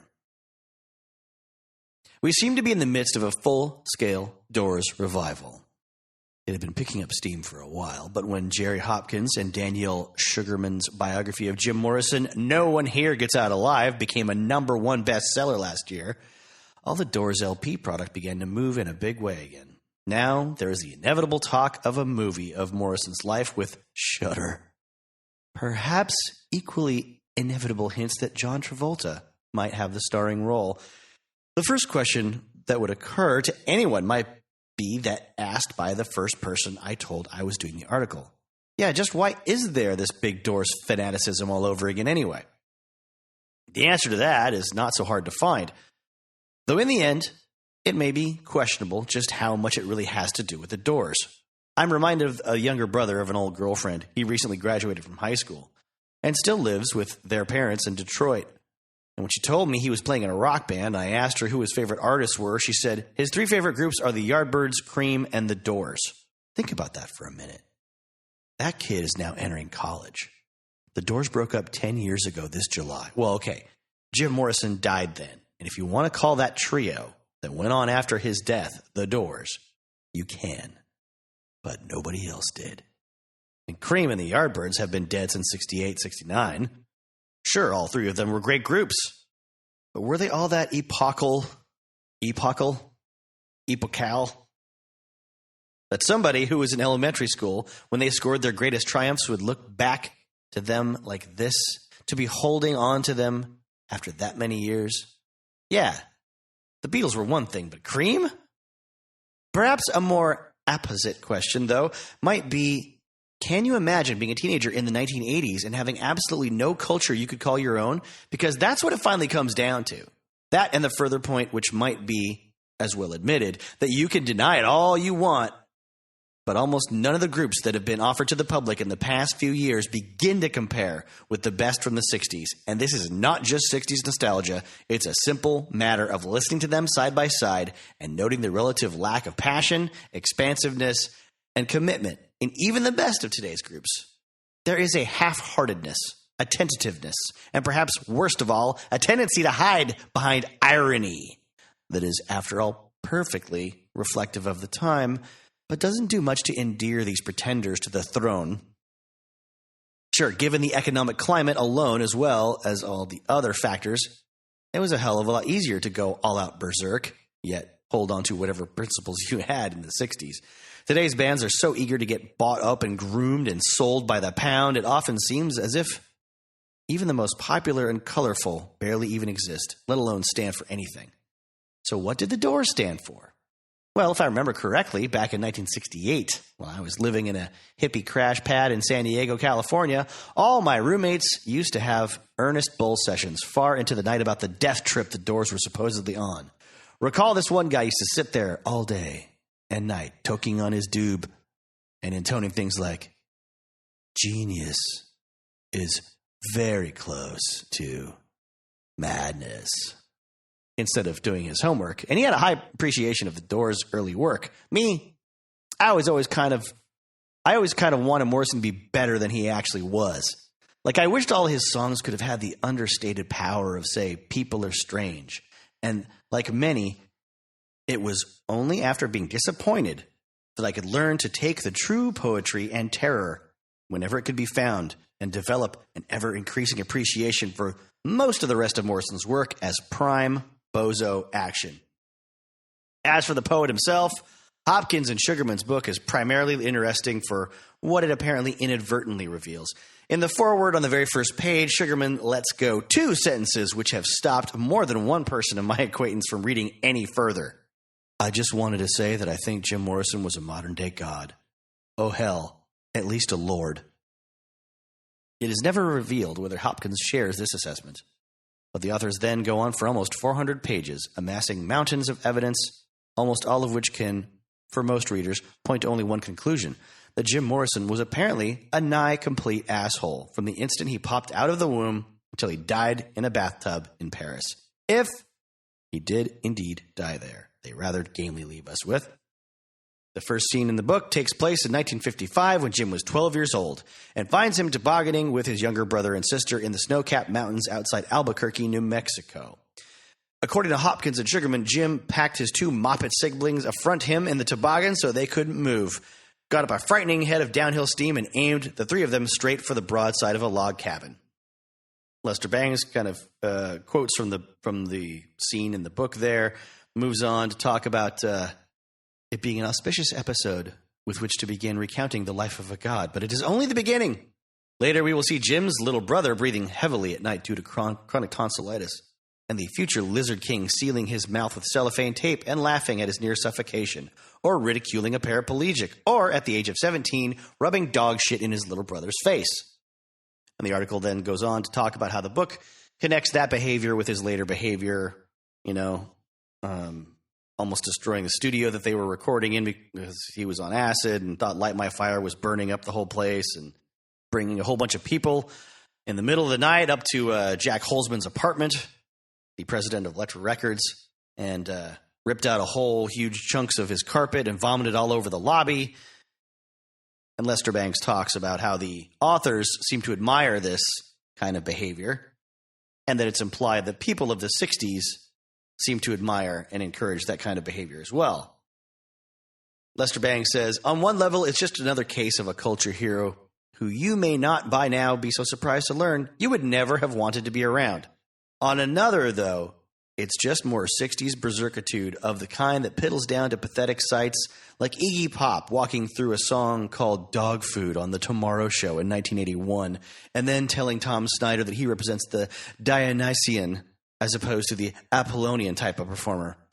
But there was a time that was true for both Iggy and Jim.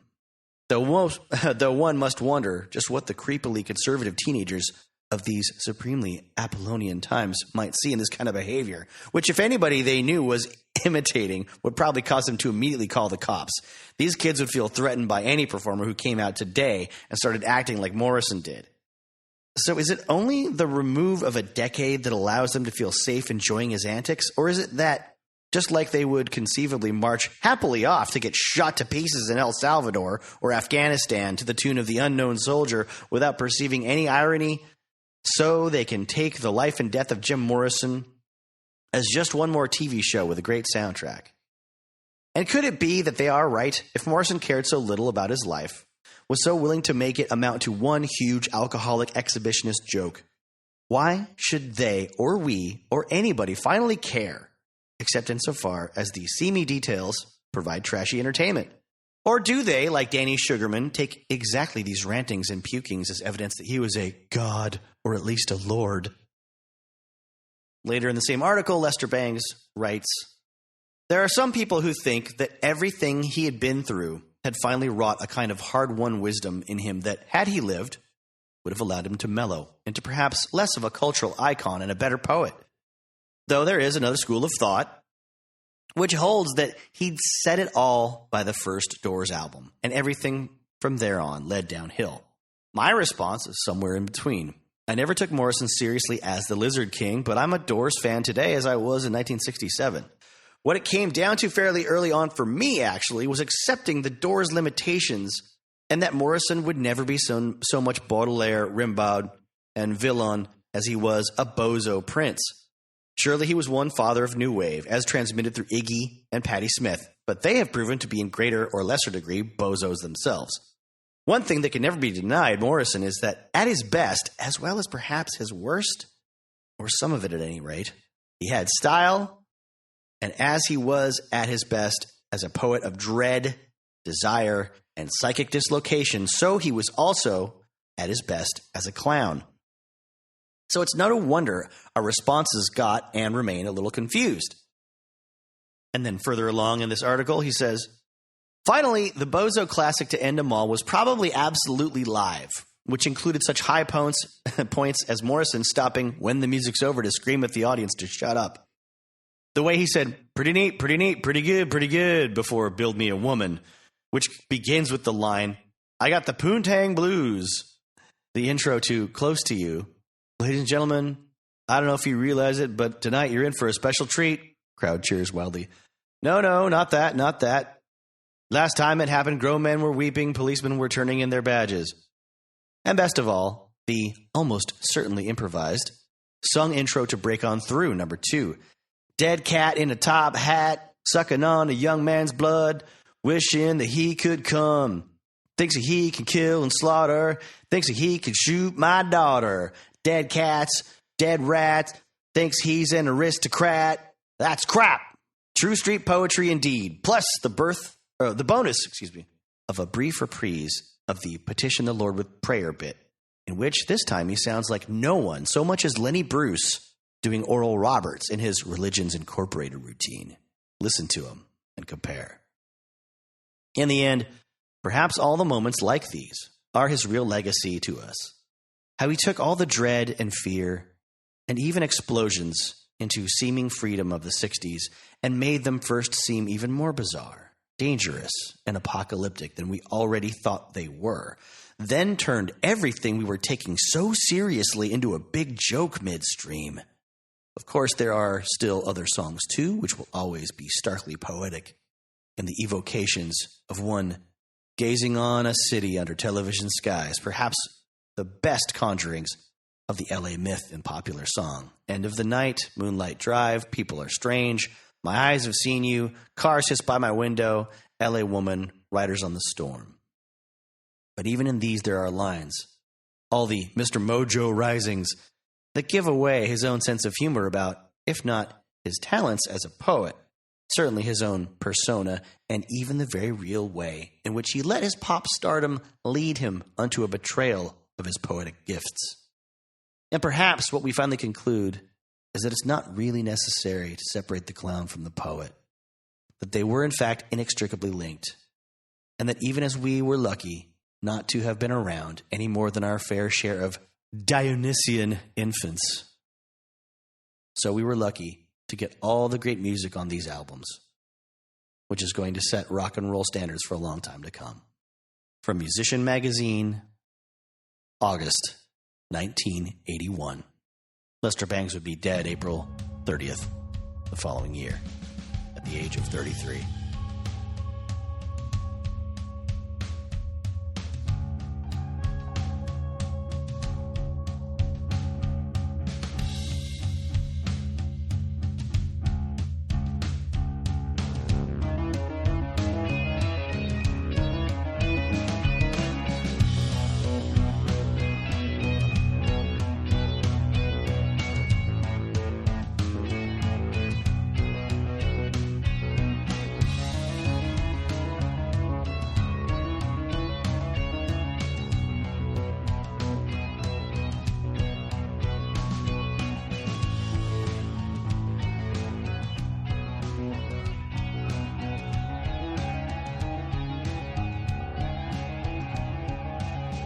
Now, I suppose I didn't really think about it too much when it comes to standardizing how deep of a dive I go into on an average episode as far as the individual artists and their legacy and their history and how many things that are common knowledge to the average rock trivia enthusiast I should really be touching on compared to the stuff that it's harder to find, beyond a couple of Google searches, or a book that you could have bought in the 80s or 90s, like, all the song meanings to Led Zeppelin, or all the song meanings to every Beatles tune, and all that kind of stuff, right? So you may have noticed I haven't dwelt a lot on the explicit meanings or the origins of Doors lyrics. And I think, information's out there if you want it. There's a couple of things that I got into when it came to Robbie's stuff on Hyacinth House, and I'm going to get into some other Riders on the Storm era tunes that I think have something worth talking about, getting into a little bit. Though actually in this first case, it's not about the lyrics. This is a cover song. This is John Lee Hooker's Crawling King Snake, but there's an interesting enough story about the day of its recording.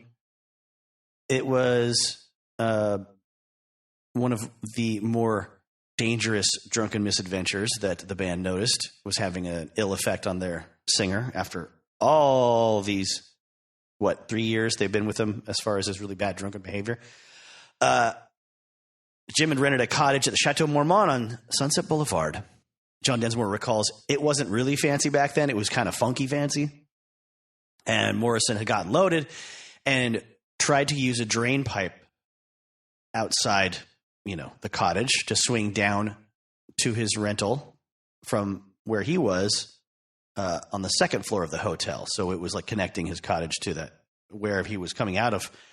I would like to know the story of where he went on the second floor of the hotel and whose room he was in, or to get to the, I don't know, I presume a fire escape, or did he go up to the roof and climb down onto the drain pipe? I don't know. He tried to get to his cottage, but ended up hitting the roof of a shed close to it instead.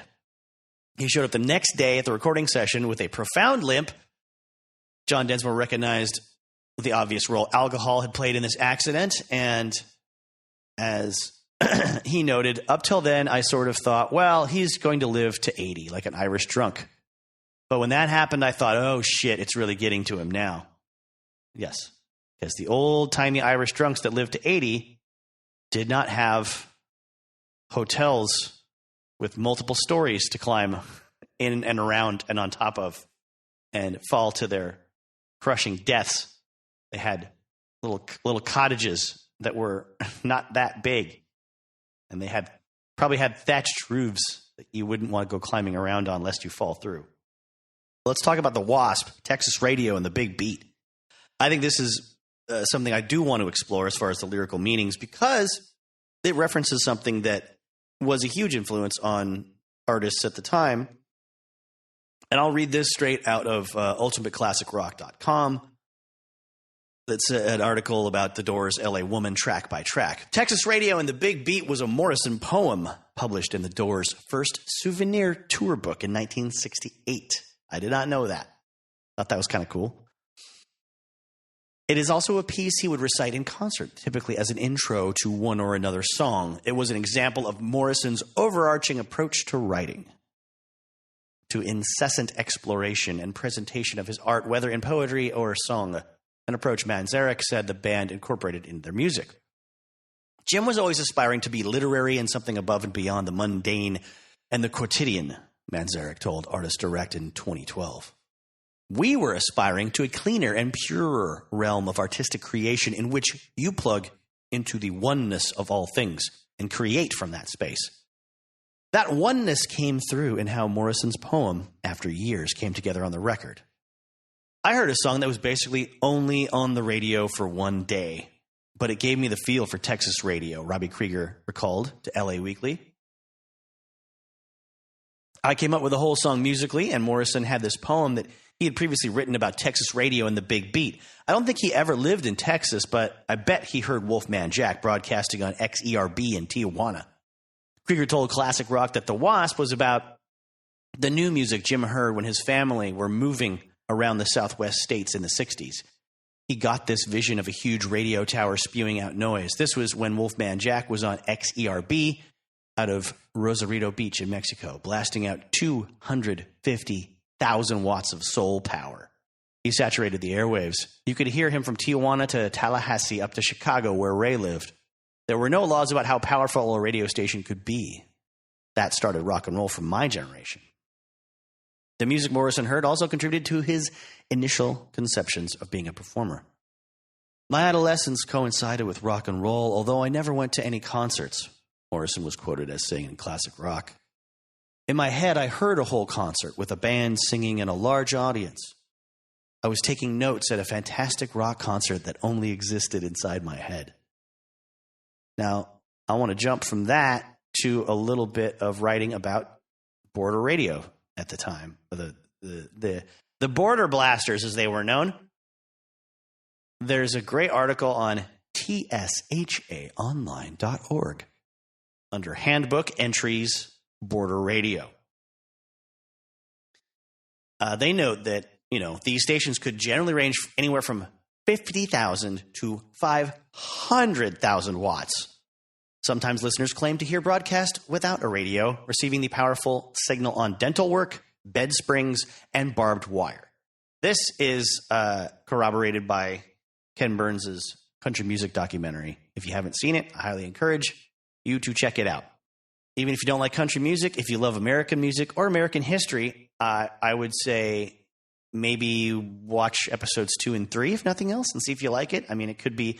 There's a lot of things we watch documentaries about that we're not enthusiastic over, right? I mean, serial killers, certainly. Not everyone that watches all those Crew Time documentaries wants to commit crimes, right?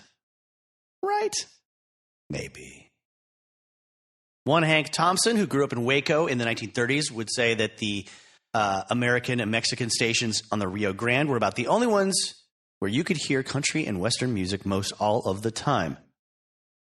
Thompson and other listeners would hear Cowboy Slim Reinhardt, Patsy Montana, the Carter Family, that's a big one, the Pickard Family, Shelton Brothers, Callahan Brothers, International Hot Timers, Papio, Daniels, Hillbilly Boys, Roy, Lonesome Cowboy, Faulkner, Shelley Lee Alley, and countless others.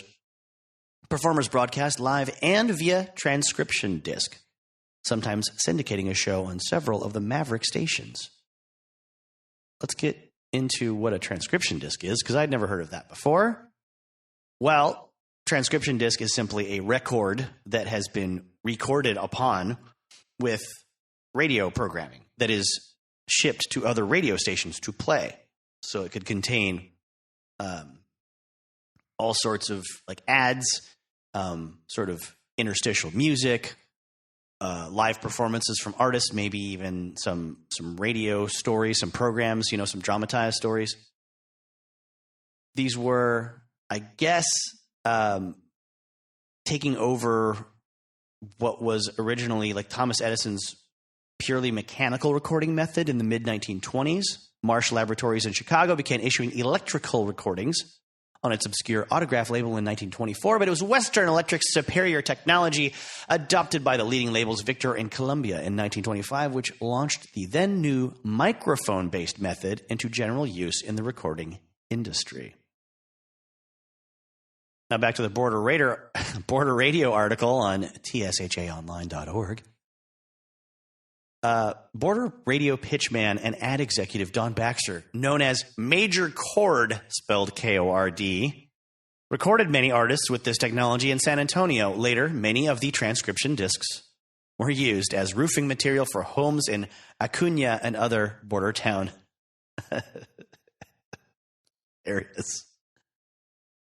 They talk about important post-war stations like XEG in Monterey, XERF in Ciudad Acuna, and of course, XERF, which was, known as the Good Neighbor, along your good neighbor along the way, according to their slogans. The good neighbor turned down an appearance on his show by, he was a host, on this station, by future king of rock Elvis Presley. But in the early 1960s, a young platter spinner from Brooklyn named Bob Smith metamorphosed into XERF's late-night saint of radio naughtiness, Wolfman Jack. From his border lair, the Wolfman tantalized American listeners with rock and roll, R&B, and blues. Austin-based musician Joe Eli recalled listening to Wolfman while drinking beer in Lubbock cotton fields. It was the first time any of us heard John Lee Hooker, Muddy Waters, Lightnin' Hopkins, Mance Lipscomb, all these guys. Delbert McClinton remembered the border airwave as a mysterious force. With border radio, he explained, you could hear race music and funky stuff, and it only existed through this secret channel you could pick up from across the border. Some border musicians, continuing here with the article, played several roles. I love this, such as singing cowboy, evangelist, and pitchman. Only 3 things will sell on the border, said Dallas, Nevada Slim Turner. Dallas Turner, Nevada Slim. Dallas, Nevada. Okay. He said health, sex, and religion. Often, border radio programming combined all 3. The stations also became known for incessant advertisements for hillbilly flour, crazy water crystals, and cold remedy Peruna, the hair dye, colorback, Hadacol, vinyl tablecloths depicting the Last Supper, razor blades, genuine simulated diamonds, ballpoint pens, horoscopes, rose bushes, baby chicks, records, and many other products. Some listeners even claim to have heard commercials for autographed photos of Jesus Christ. Now, all these stations started with X something, something, something, right? Like in America at the time, there was like one coast or one side of the Rocky Mountains. I believe everything started with a W. On the other side of the country, it all started with a K. Way down in Mexico, it was all X something. So that was the inspiration for obviously Texas radio and the Big Beat, as well as ZZ Top's Heard It on the X. Aren't you glad I teach you all these things? Don't I make you feel smart? Not like everybody says. Now let's hear a little bit of the Wolfman from XERB back in 1967, around April, I believe. And I'll give you a little taste before we get back to the Doors. Pants. I got red ones. That's all right, man. What'd you call me for? I just want to tell you got a big mouth. Don't you get a sore throat? No, never do, man. I use a special kind of spray deodorant on my throat, you understand? It stops bad breath, and it helps me out, and it keeps my anemia down, you understand? What's an anemia? What'd you call me for, man? What do you mean what I call you for? I want to talk to the Wolfman. Well, hold on a minute. I'll see if I can get the Wolfman for you. Un saludo cordial de XERB. Beautiful stuff, right? Baja California. And Mr. George Lucas and his crew would go film Wolfman Jack doing his thing for scenes and a lot of audio for American Graffiti, the film, which takes place in 1962, about 10 years before that movie actually came out. But it did a lot to solidify Wolfman Jack's legacy. Even when I was a little kid in the 80s, I guess there was a very short-lived Saturday morning cartoon featuring Wolfman Jack's voice very prominently. He was a character who sat in a big chair with, I think he had like a pet parrot that would talk to him, and he did a lot of radio broadcasty type of things, only it was sort of futuristical. I don't even know what the show was called. Aren't you glad you know that now? I'm glad you know that now.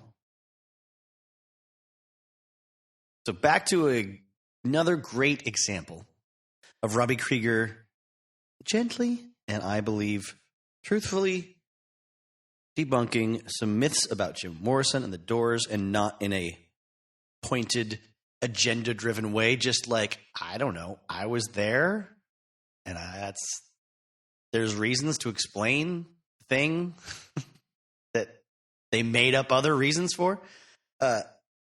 He talks about the fact that, post-Miami incident, there's a lot of extra attention on the Doors. There's a lot of extra scrutiny on the Doors. And I have to imagine that's from multiple sides. the audiences are more likely to just want to rile Jim up to do something crazy.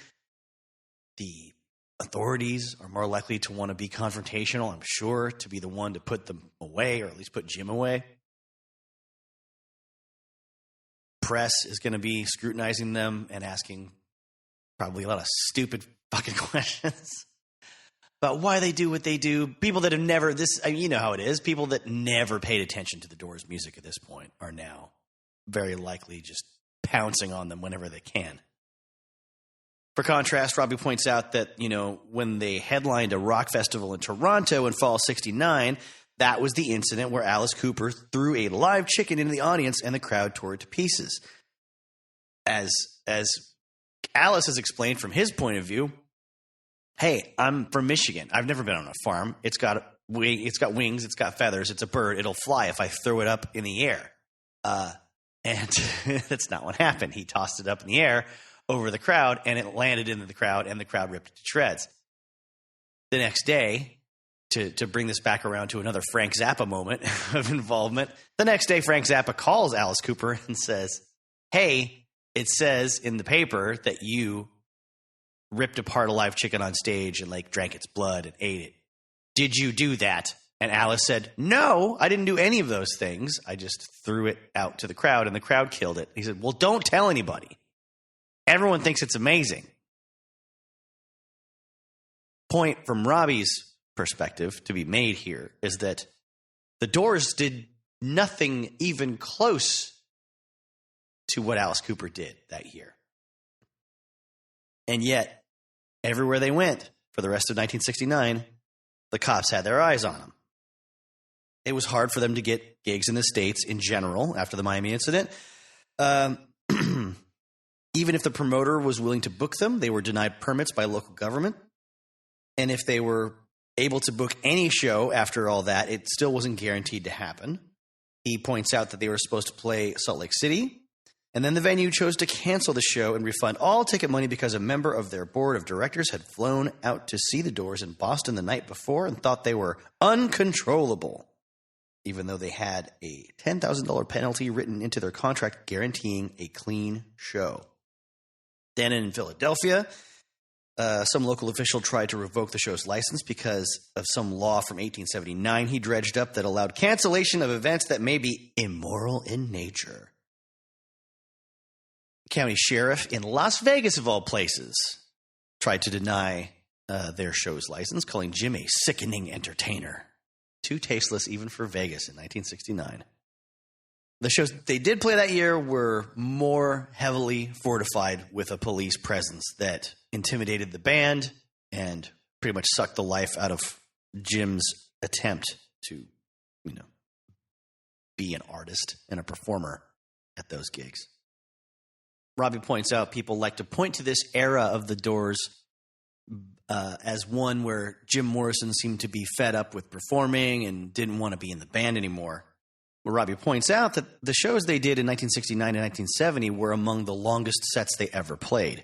Multiple occasions would have the venue staff turning the house lights on or cutting the power to their PA because they had extended their set past the agreed-upon time. And, they had to sort of fight to continue and maybe rile the crowd up a bit and get them to intimidate the venue decision makers to let them keep going. They were even banned forever from Cobo Arena in Detroit because they kept playing for an hour after the union curfew due to audience demand and Jim's insistence. And as Robbie says, these aren't the actions of a guy who didn't want to be on stage anymore. Another little hypothesis people love putting out there was that Jim was gaining weight and growing a beard to purposefully sabotage his image. But obviously the weight was an inevitable byproduct of his heavy drinking, as I myself can attest. He also points out, if you look at pictures of Jim as a kid, he was always a little pudgy, or at least had a round face. When we started the Doors, he was doing a bunch of acid, which messes with your appetite, and he was a broke college student on a limited food budget. That's when he got all skinny, and his perfectly sculpted cheekbones emerged. After the first couple of albums, he replaced appetite-suppressing acid with calorie-heavy alcohol, and once he had money, he could also afford to eat well. At restaurants, he'd often order 3 entrees at once. He wouldn't gobble them all down. He just liked to have options. A waitress once balked at his order. "You're having 3 dinners." "Darling, I'm a millionaire. I can order whatever I want." Robbie goes on to say the beard wasn't meant to hide him from the spotlight. It was to hide his double chin. He grew it around the time he started hanging out with these guys named Frank, Paul, and Babe, and they all had beards, so he joined the gang. Another really good one, the performance at the Isle of Wight Festival in the summer of 1970 is held up as evidence. Jim was losing interest in the Doors. It was a subdued performance, and Jim barely moved. That much is true. But, Robbie points out, he had just flown directly from his trial in Miami to play that show, and he was expected to fly immediately back to Miami after the show. So his court case was likely weighing on him more at that show than at any other, and the jet lag probably didn't help. Evidently, he was aware of the fact that they were being filmed at that show, which always made him self-conscious. He had met with the lighting engineers beforehand and insisted on dim red lights. Robbie says he doesn't know if he's trying to just piss the filmmakers off or if he was embarrassed about his appearance, but either way, he knew he was probably ruining their footage. He wasn't phoning it in. Physically, it wasn't much of a performance, but vocally, it was one of his best. Everyone wanted something different from Jim, Robbie says. If he got wasted and went crazy on stage, people would complain that he didn't sing the songs well. If he stayed sober and focused on his vocals, people would complain that he was boring. But if he consciously tried to find a middle ground, he'd be putting on an act rather than just being himself. He had good shows and bad shows before Miami. He had good shows and bad shows after Miami. And this is where Robbie gets a little catty. It's sort of his luxury as the self-appointed peacekeeper of the band. I have appointed myself that position many times and had the luxury of believing that it made me an entirely neutral party, which means I'm right. So I guess I can relate. But John and Ray and Robbie get so bitchy when they call each other out by name in their books. John focused on the negative and pushed for us to stop touring until Jim had sorted himself out. I don't know. That sounds pretty pragmatic to me. Also sounds like he's the only one trying to defend Jim's health, mentally and physically. Robbie goes, Ray focused on the positive and pushed for us to keep going. I, as usual, was caught in the middle. That's what people like me say all the time. We didn't want to be there. We're just caught. We're just caught not taking sides. Oh, I hope no one I've ever been in a band with is listening to this. The guys both made compelling points, but we had 3 months off after Isle of Wight while the trial concluded, and we had fun writing and recording the LA Woman album during the break. Jim was still drinking, of course, but beyond our failed intervention, I didn't see the need for any drastic measures. Well, that's a late 60s rock band that writes their own songs for you. Did you notice what he said there? We had 3 months off after the Isle of Wight while the trial concluded, and we had fun writing and recording during the break. They were recording and putting together their final album with Jim Morrison during a 3-month break after he had been on trial in Miami, Florida, flies to the Isle of Wight, flies back, concludes the trial. I mean, he didn't know if he was going to, I don't know, what kind of consequences there were going to be from that court case, right? Why take a break? Oh, we were taking a break. We're just, writing and recording a whole new album right after the trial of our lives. There's an account of their last show with Jim in New Orleans. He says it wasn't a bad show at first, but as it went on, Jim just deteriorated. Robbie says he's read all kinds of accounts of the show, but he doesn't really remember it well. All I really remember, he says, is the end of the set when Jim sat down on the drum riser and slumped forward as if he was barely able to stay awake. Ray wrote in his autobiography that he saw Jim's essence leave his body through his crown chakra and vanish into the night air, or something. I just saw a guy who had probably taken a bunch of barbiturates. I know I've read a lot from Robbie's account of things. And I can't stress enough that you should just go get his book if you want to know more, because I won't say I've barely scratched the surface. I'll tell you I hit the high points that were most interesting to me. But he goes into the post Jim Morrison era of the Doors recording. He goes into the court case that John brings against himself and Ray. He goes into experiences, checking out other music scenes after the Doors. And it's really all pretty cool stuff. Talking about pretty cool stuff, I, of course, am a guitar player. Robbie Krieger had a big effect on me in that he helped sort of set me free from, the idea that I had to sort of study classic rock as classic rock and heavy metal, which I was really into. I mean, it's a goofy term, heavy metal, I think. But I was obsessed with bands that were, punk rock, heavy metal, and then got into classic rock and blues at a late age, I would say. A lot of friends of mine, they grew up with classic rock and psychedelic rock, Pink Floyd or Led Zeppelin and what have you, Hendrix, they all knew that stuff.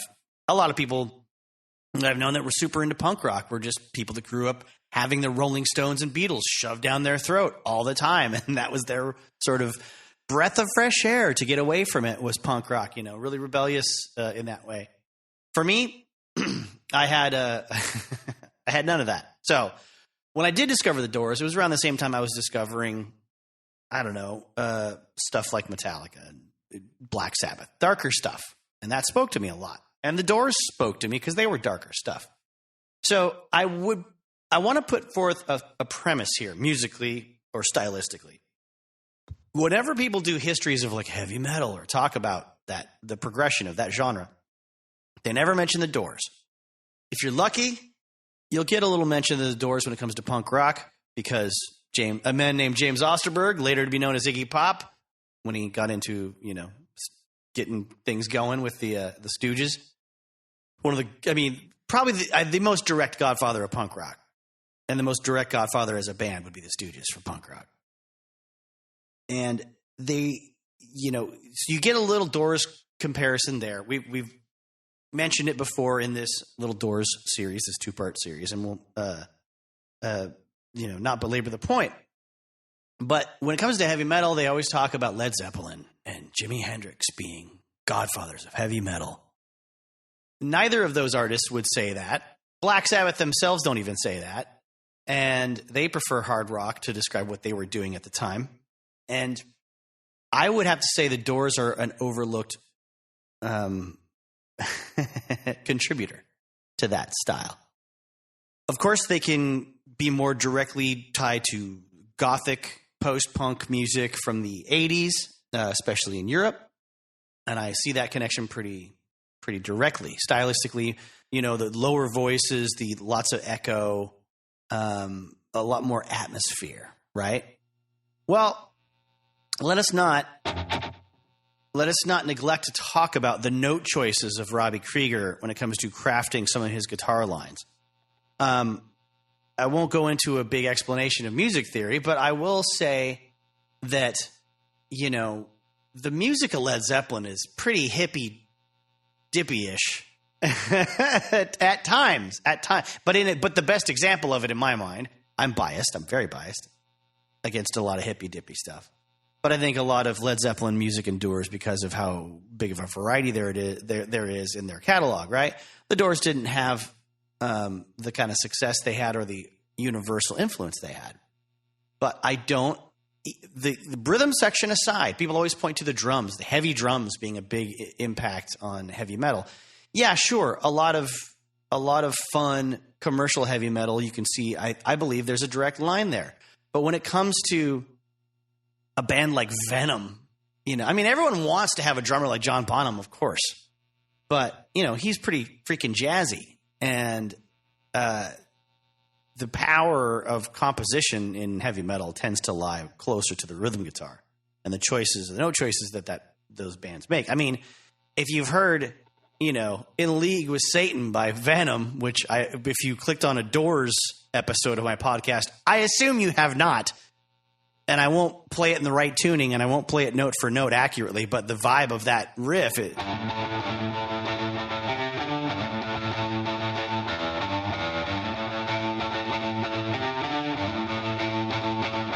singer's like, evil in league with Satan.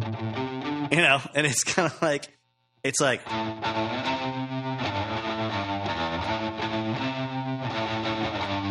you know, Wild Child.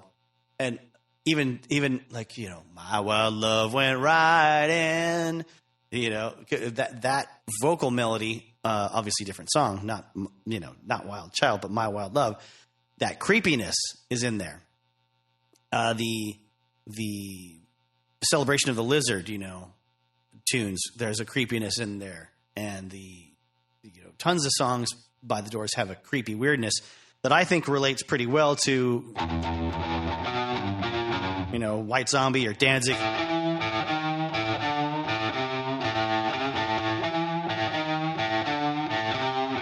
Or something really blatantly creepy and evil like Slayer's.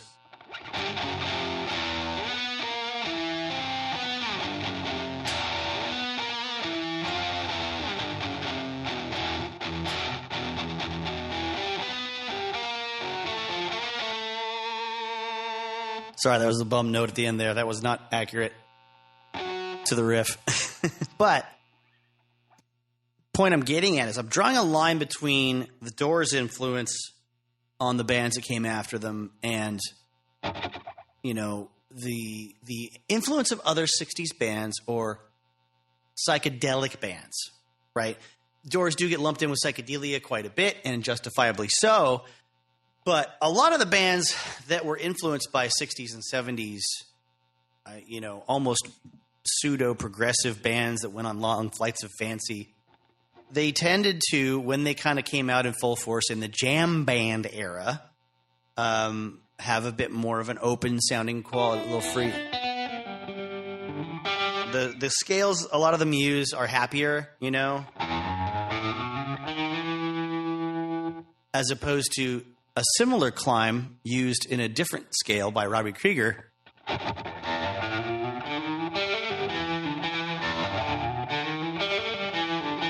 Right, that's Break On Through. That's the chorus to Break On Through. If you choose a lot of those similar notes, play them out of order, you get some of the chorus of My Eyes Have Seen You, like.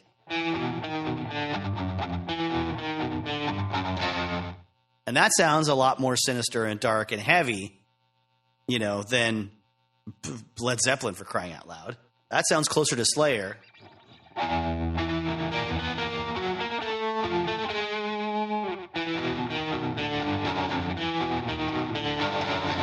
You know.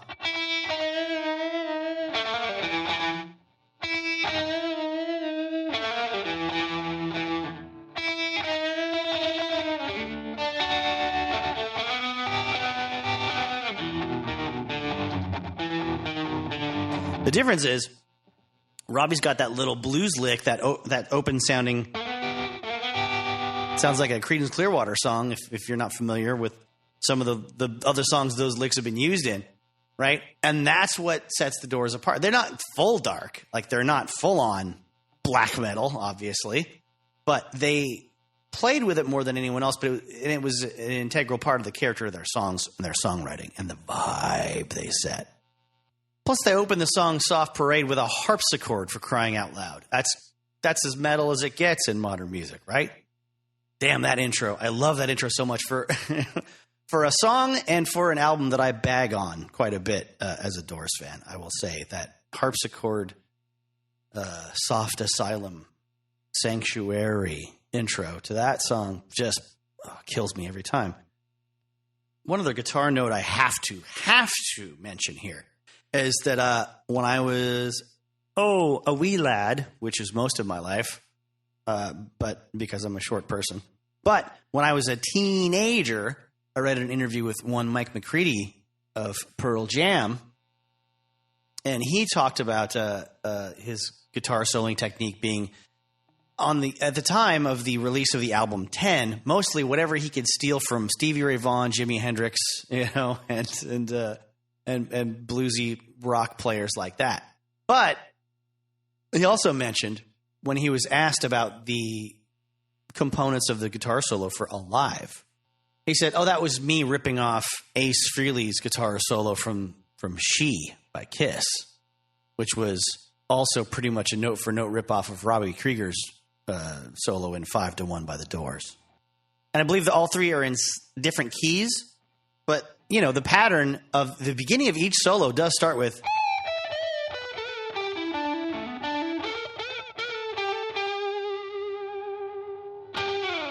She walks on moonlight, da-da-da-da-da. Never really know. I think Robbie's is in A, and the other is in E flat and E, and then Pearl Jam, like Kiss is in E flat, probably, and Pearl Jam is probably in E standard, but you know. So with Robbie, it's.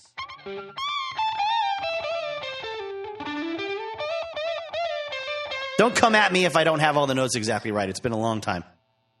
Or if the Kiss song is actually in the key of B or whatever. Don't, you know. The point is, the bends are the same, the notes he lands on are the same, and the, you know. That is the same. And it's a wonderful thing. I love it so much. I always hoped I would get, you know, if I ever got famous enough for someone to pay attention to my record albums and my guitar playing, I would have to have a solo. If I knew someone from a guitar magazine was ever going to interview me, this is how low my sights were set as a young person. And it still just couldn't make it happen. Couldn't make it happen. So sad. Wah. Yeah, I just wanted to be able to have a guitar magazine interview where I could say, well, that solo was ripped off from Mike McCready, which was ripped off from Ace Frehley, which was ripped off from Robbie Krieger. Anyway, folks, thank you for listening to Guitar Talk.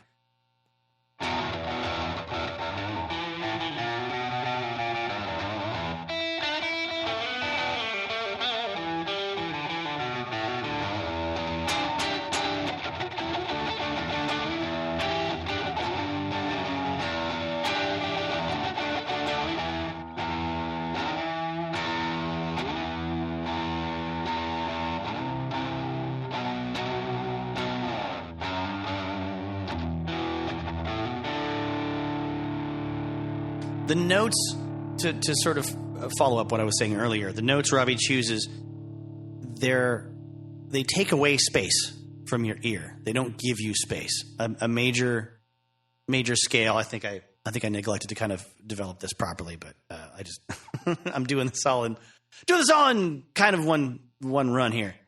I mean, an E major scale. Let's see. See, it resolves. It sounds open and airy and happy, right? Sort of your open and airy, not quite as happy, a little bit more non-committal is a pentatonic scale. 1, 2, 3, 4, 5 notes instead of 8. Or instead of 7. No, that's the 8th. That's the octave. And you start on Do and on Do, right? The notes that Robbie's using in stuff like My Eyes Have Seen You is like what Henry Mancini uses in Shot in the Dark. I mean, we're talking...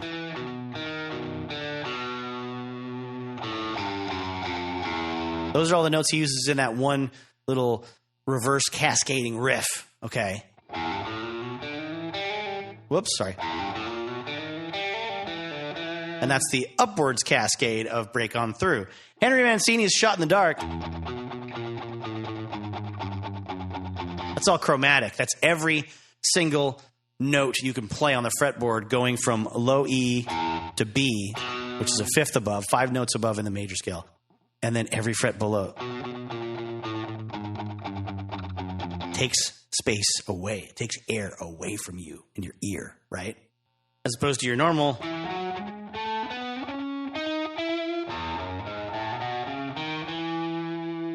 It's stuff that lives in between those notes. It's more claustrophobic.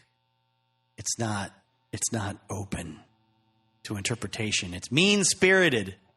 All these notes crammed together close to each other.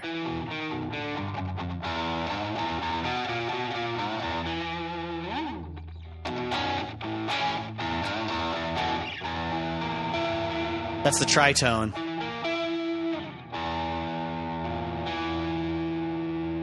The most evil chord interval ever identified by the church.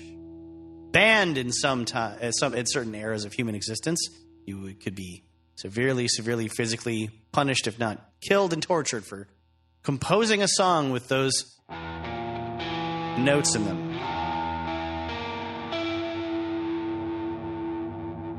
That's the kind of stuff we're playing with, folks. I'm not going to go find exactly a song that has those three notes in conjunction, but I know they're in there, especially in the key of E. How about a quick, fun little story about Jim's stage presence, or maybe you would say stage antics. From a more innocent time, back when they were playing the Matrix Club, as well as gigs with the Jefferson Airplane at a place called the Cheetah on the pier at the Ocean Park in L.A. But Ray notes it was called the Aragon Ballroom back during this time. This is where Jim unveiled his tightrope walk move. If you've seen photos or footage, or Val Kilmer probably does a version of it in the film. He balanced himself on the very edge of the stage, Ray says, and did his shaman Indian dance from one end of the boards to the other. The damn stage was a good 8 feet off the floor, and Jim was teetering precariously. I was worried. He had an innate sense of balance, a great inner grace, but this was dangerous, and he was intoxicated with the music. The rhythm of the drums had sent him into the alternate zone, where the wasp boy no longer held dominance. To folks from other cultures, other than America, especially East Coast America, I myself grew up in the 1980s and 90s and on the West Coast of America and never knew what wasp really meant except for having read a definition of it. Apparently, I mean, for many, many decades in our culture, it was a throwaway description. WASP, W-A-S-P, stands for White Anglo-Saxon Protestant, which is a large ethnic and cultural portion of the honkies over on the East Coast and Midwest. And, of course, portions of the Southeast. But the stereotype there is not so much Protestant as it is Baptist, I guess. Baptist, Baptist? Did I just say that? Are Baptists Baptist? I apologize to everyone who is religious. Not because I got the name wrong, but because you're religious. Hey, lighten up, folks. Lighten up, folks. That was a riff on an old Bill Hicks bit, and I didn't do it nearly as well as he did, but it came to mind. All right.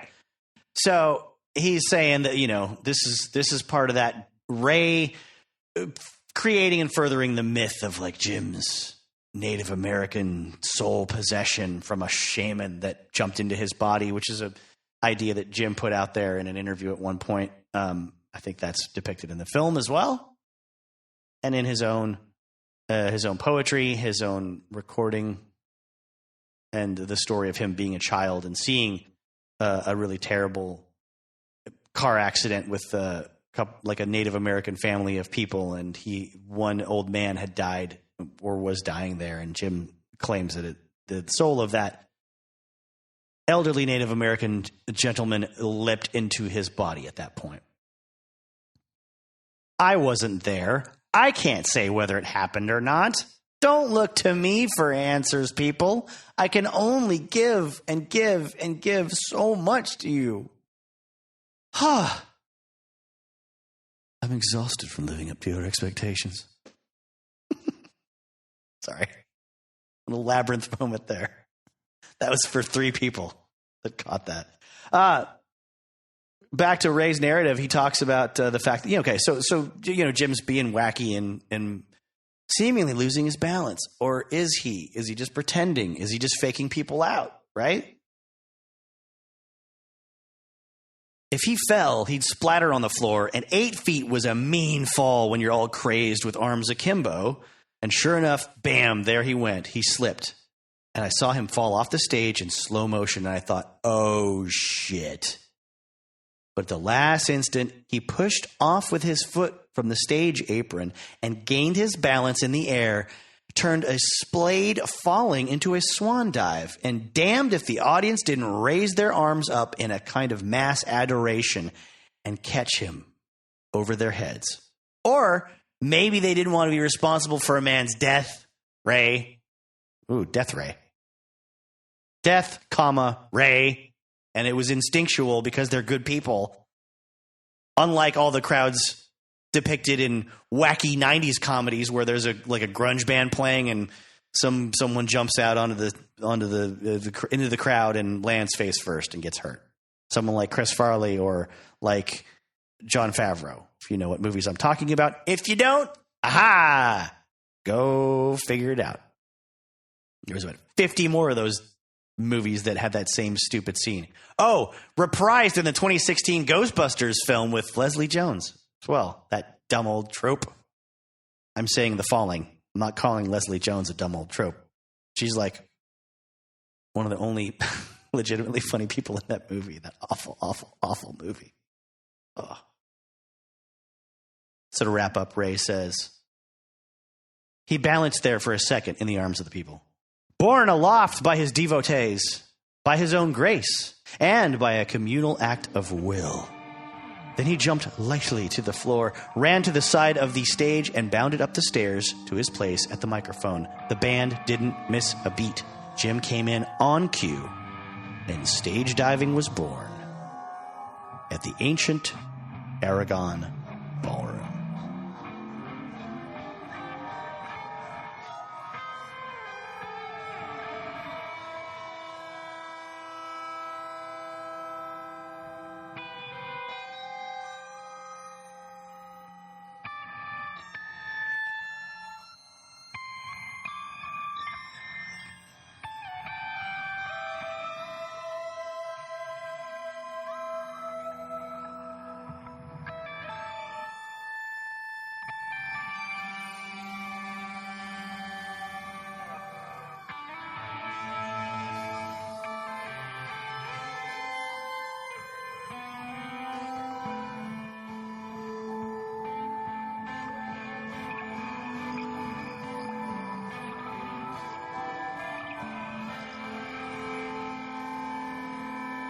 When it comes to the creation of L.A. Woman and the songs that Robbie wrote or helped to write on that one, he gives you a nice little breakdown of Hyacinth House and the inspiration for that being mostly just a hang around his place with guests and their pet wildcat, their pet, I guess it was an ocelot or something, named Poppy.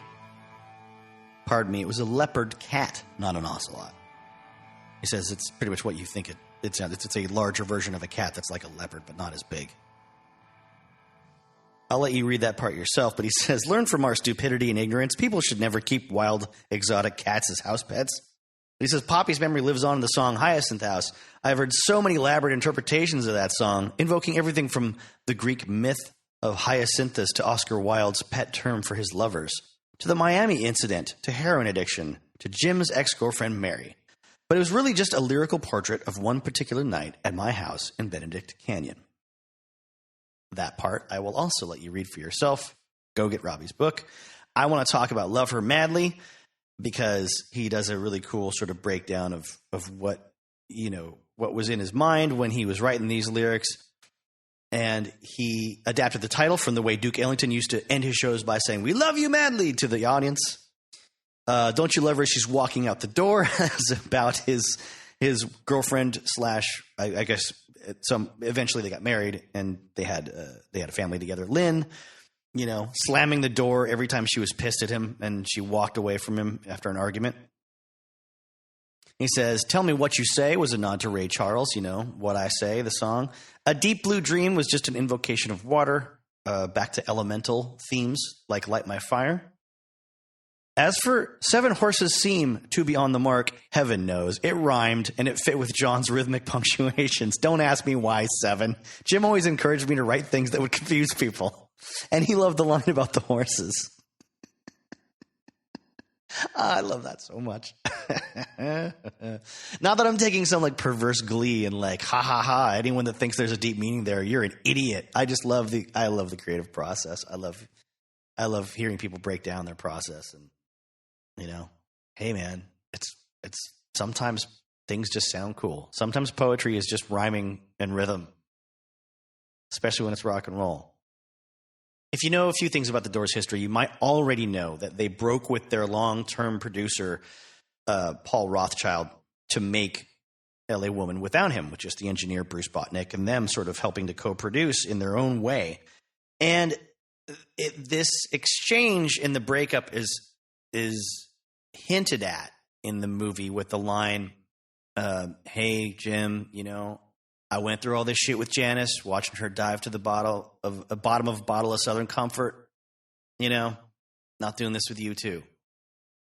Well, when they played their demos for Paul Rothchild for L.A. Woman, he wasn't impressed. Famously, he said Riders on the Storm sounded like cocktail music, like the Doors were sounding too much like a lounge act. Personally, I think it was a great step out of the muck that was all the overproduction and extra layering of strings and horns with Soft Parade. I know not everyone hates that album. I don't hate that album.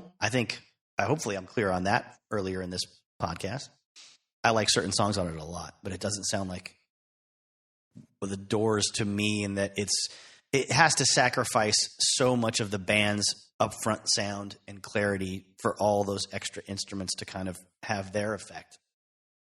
Like, it's fine when Metallica does live recorded albums with the orchestra because I have the original versions to listen to, right? I would have loved to hear the Soft Parade without the horns and strings, or a second disc. You know, like Bob Marley and the Wailers had their debut album had a bunch of, I think it was like LA session musicians overdubbed onto it, if I'm not mistaken. I might be wrong. Maybe it was London instead of LA. Don't hold me to it. Bottom line was the American record company, or the British record company, I think it was America, wanted to sound better for FM radio. And I just tend to like the re-released, unmessed with version that came out in Jamaica that wasn't widely available in America until, I don't know, the early 2000s or something like that. I would like that for Soft Parade, please. Like Paul McCartney's Let It Be Naked. Everyone loved that at the time, and then years later, people started dragging it through the mud. I don't really know which version is better, but I've digressed once again. The point I want to get back to is the Rothschild split. Robbie puts it in a much more sensible perspective when he says part of this, rejection of their new material, when he had always been able to find gold in the Doors demos and bring out the best in them. And now suddenly he's just abandoning that whole process and abandoning the band. He says part of that was just losing Janis Joplin. She had died a month before they met with Paul about their new material, and his emotions were still raw. Robbie says he doesn't remember what exactly prompted it, but when he saw Jim on a similar path of self-destruction, he said, I will not go through this again. Mostly, though, Robbie thinks Paul thought the Doors were on their way down, which, from a business standpoint, they kind of were. The previous two albums didn't sell big numbers. They weren't sort of rising up in that way. They weren't sort of chasing more money with their momentum from previous sales. And of course, they had all that controversy from Miami. He probably felt like maybe they were giving up and they were getting kind of lame, or he didn't want to be the one responsible for not having another hit with the Doors. That's my interpretation. That's my opinion. So as some people might already know, they decided to not do this in a professional studio. They went to the Doors office, wherever that was. Bruce Botnick puts a mixing board upstairs by the offices, runs cables downstairs into their rehearsal room. They recorded everything live. Jim sang all the vocals in the bathroom. They weren't being charged by the hour, so they never had to watch the clock. They could record anytime, day or night, and Paul Rothchild wasn't there to make them do a billion takes over and over and over again to get it the way he wanted it. They would play until it felt good, and then they would move on. Jim didn't have enough downtime to get too wasted. That's a key point right there. They even brought in Elvis's bass player, Jerry Sheff. And then, in the interest of keeping it live all the time and definitely not wasting time doing overdubs, Robbie was happy for them to hire a rhythm guitarist to play underneath the sections where he was taking solos. So he didn't have to go back and overdub a solo over a rhythm guitar part he had done, or vice versa. And since Jim was always hanging around the Doors office, he never missed a recording session for once. Obviously, he was there, the first album, and he started to get a little flaky on the second album recording sessions, and then after that, it was getting worse and worse and worse. But L.A. Woman, he was there, he was paying attention, he was giving it his all, and man, his voice sounds good. Robbie also notes that people used to ask them all the time what kind of a motorcycle they brought into the studio to record the sound effects for the intro of Riders on the Storm. That is actually Robbie playing his guitar through an Oberheim ring modulator. Look that up if you don't know what a ring modulator is, because you're not a guitar dork. My good friend Bill once pointed out, if you ever want to explain a ring modulator, just think of the guitar solo in ZZ Top's Cheap Sunglasses. That little breakdown of bum, ba, ba, bum, with a little piano keyboard thing going on there. And you just hear, woo, woo, woo, woo. That's just one of the many, many different wacky sounds you can take an electric guitar plugged into a ring modulator and create. Very unnatural sounding tones.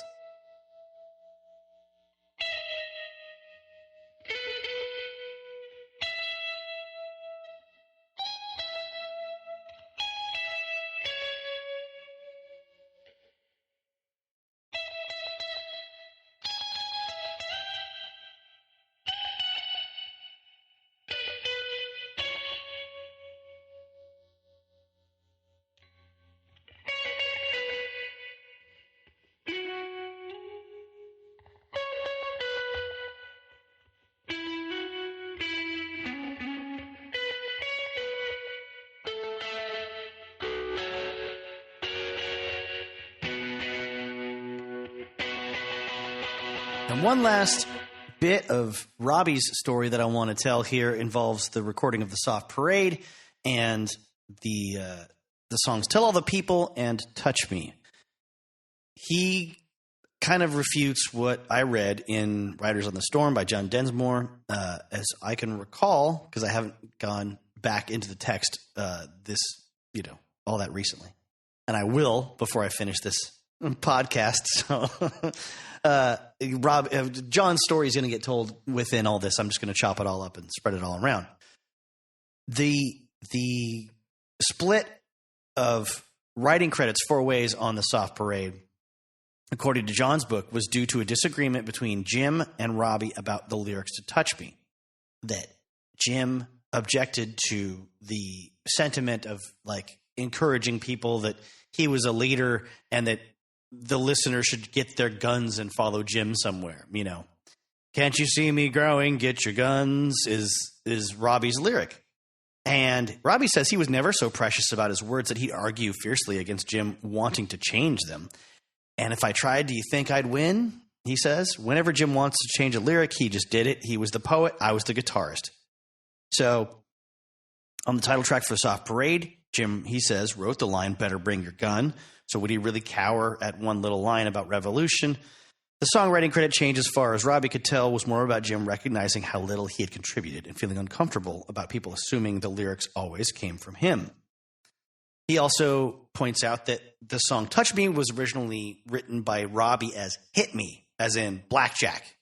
And Jim was, I think, right enough to kind of go, I don't know if everyone's going to get that. They'll probably take it a little too literally.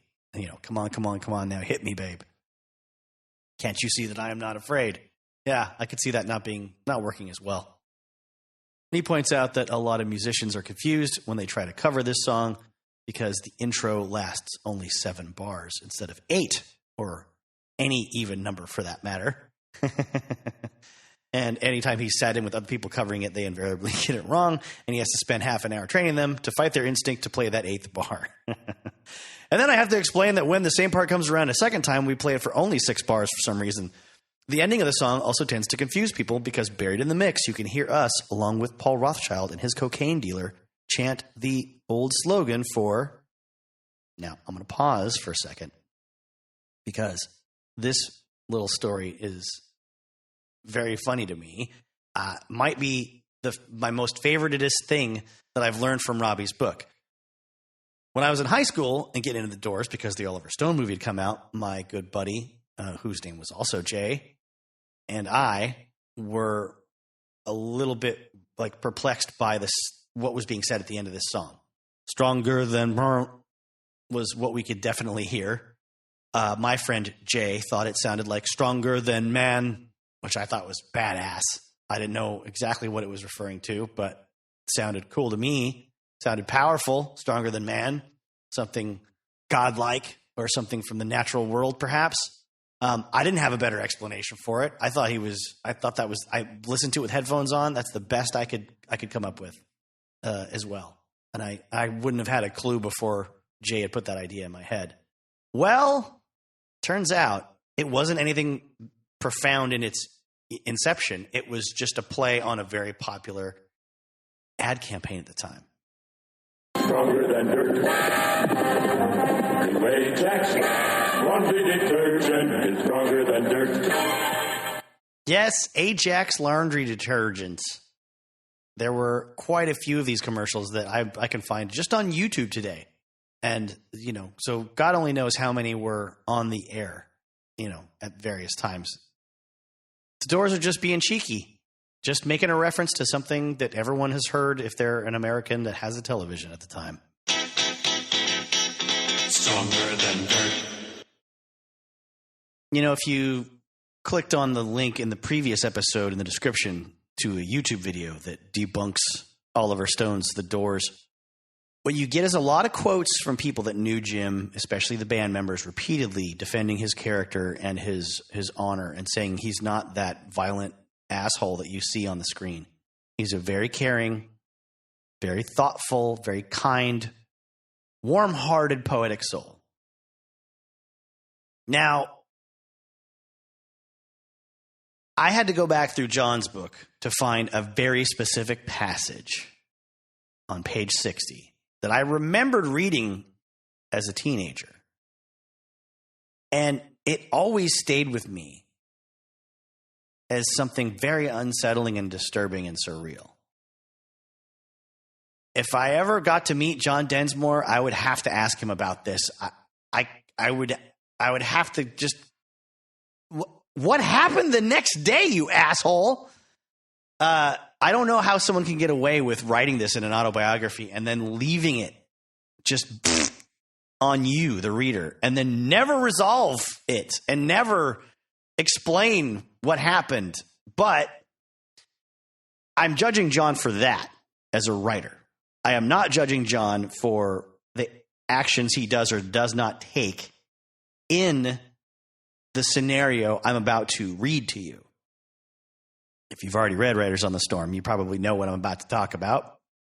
Maybe. But if not, this sounds like the thing that I know in my heart as someone who believes himself to be a tremendous physical coward. Although I have, gotten hit in the head in boxing classes and crap like that in order to prove myself that I might be capable of being less of a tremendous physical coward. I'm not a thrill seeker. I'm not a violent person, except for in my fantasies about retribution, the really petty stuff that you think about. Actually, every other thought I had when I was at the age that I was reading this book, quite frankly, then I think about it. It's one of those teenagers.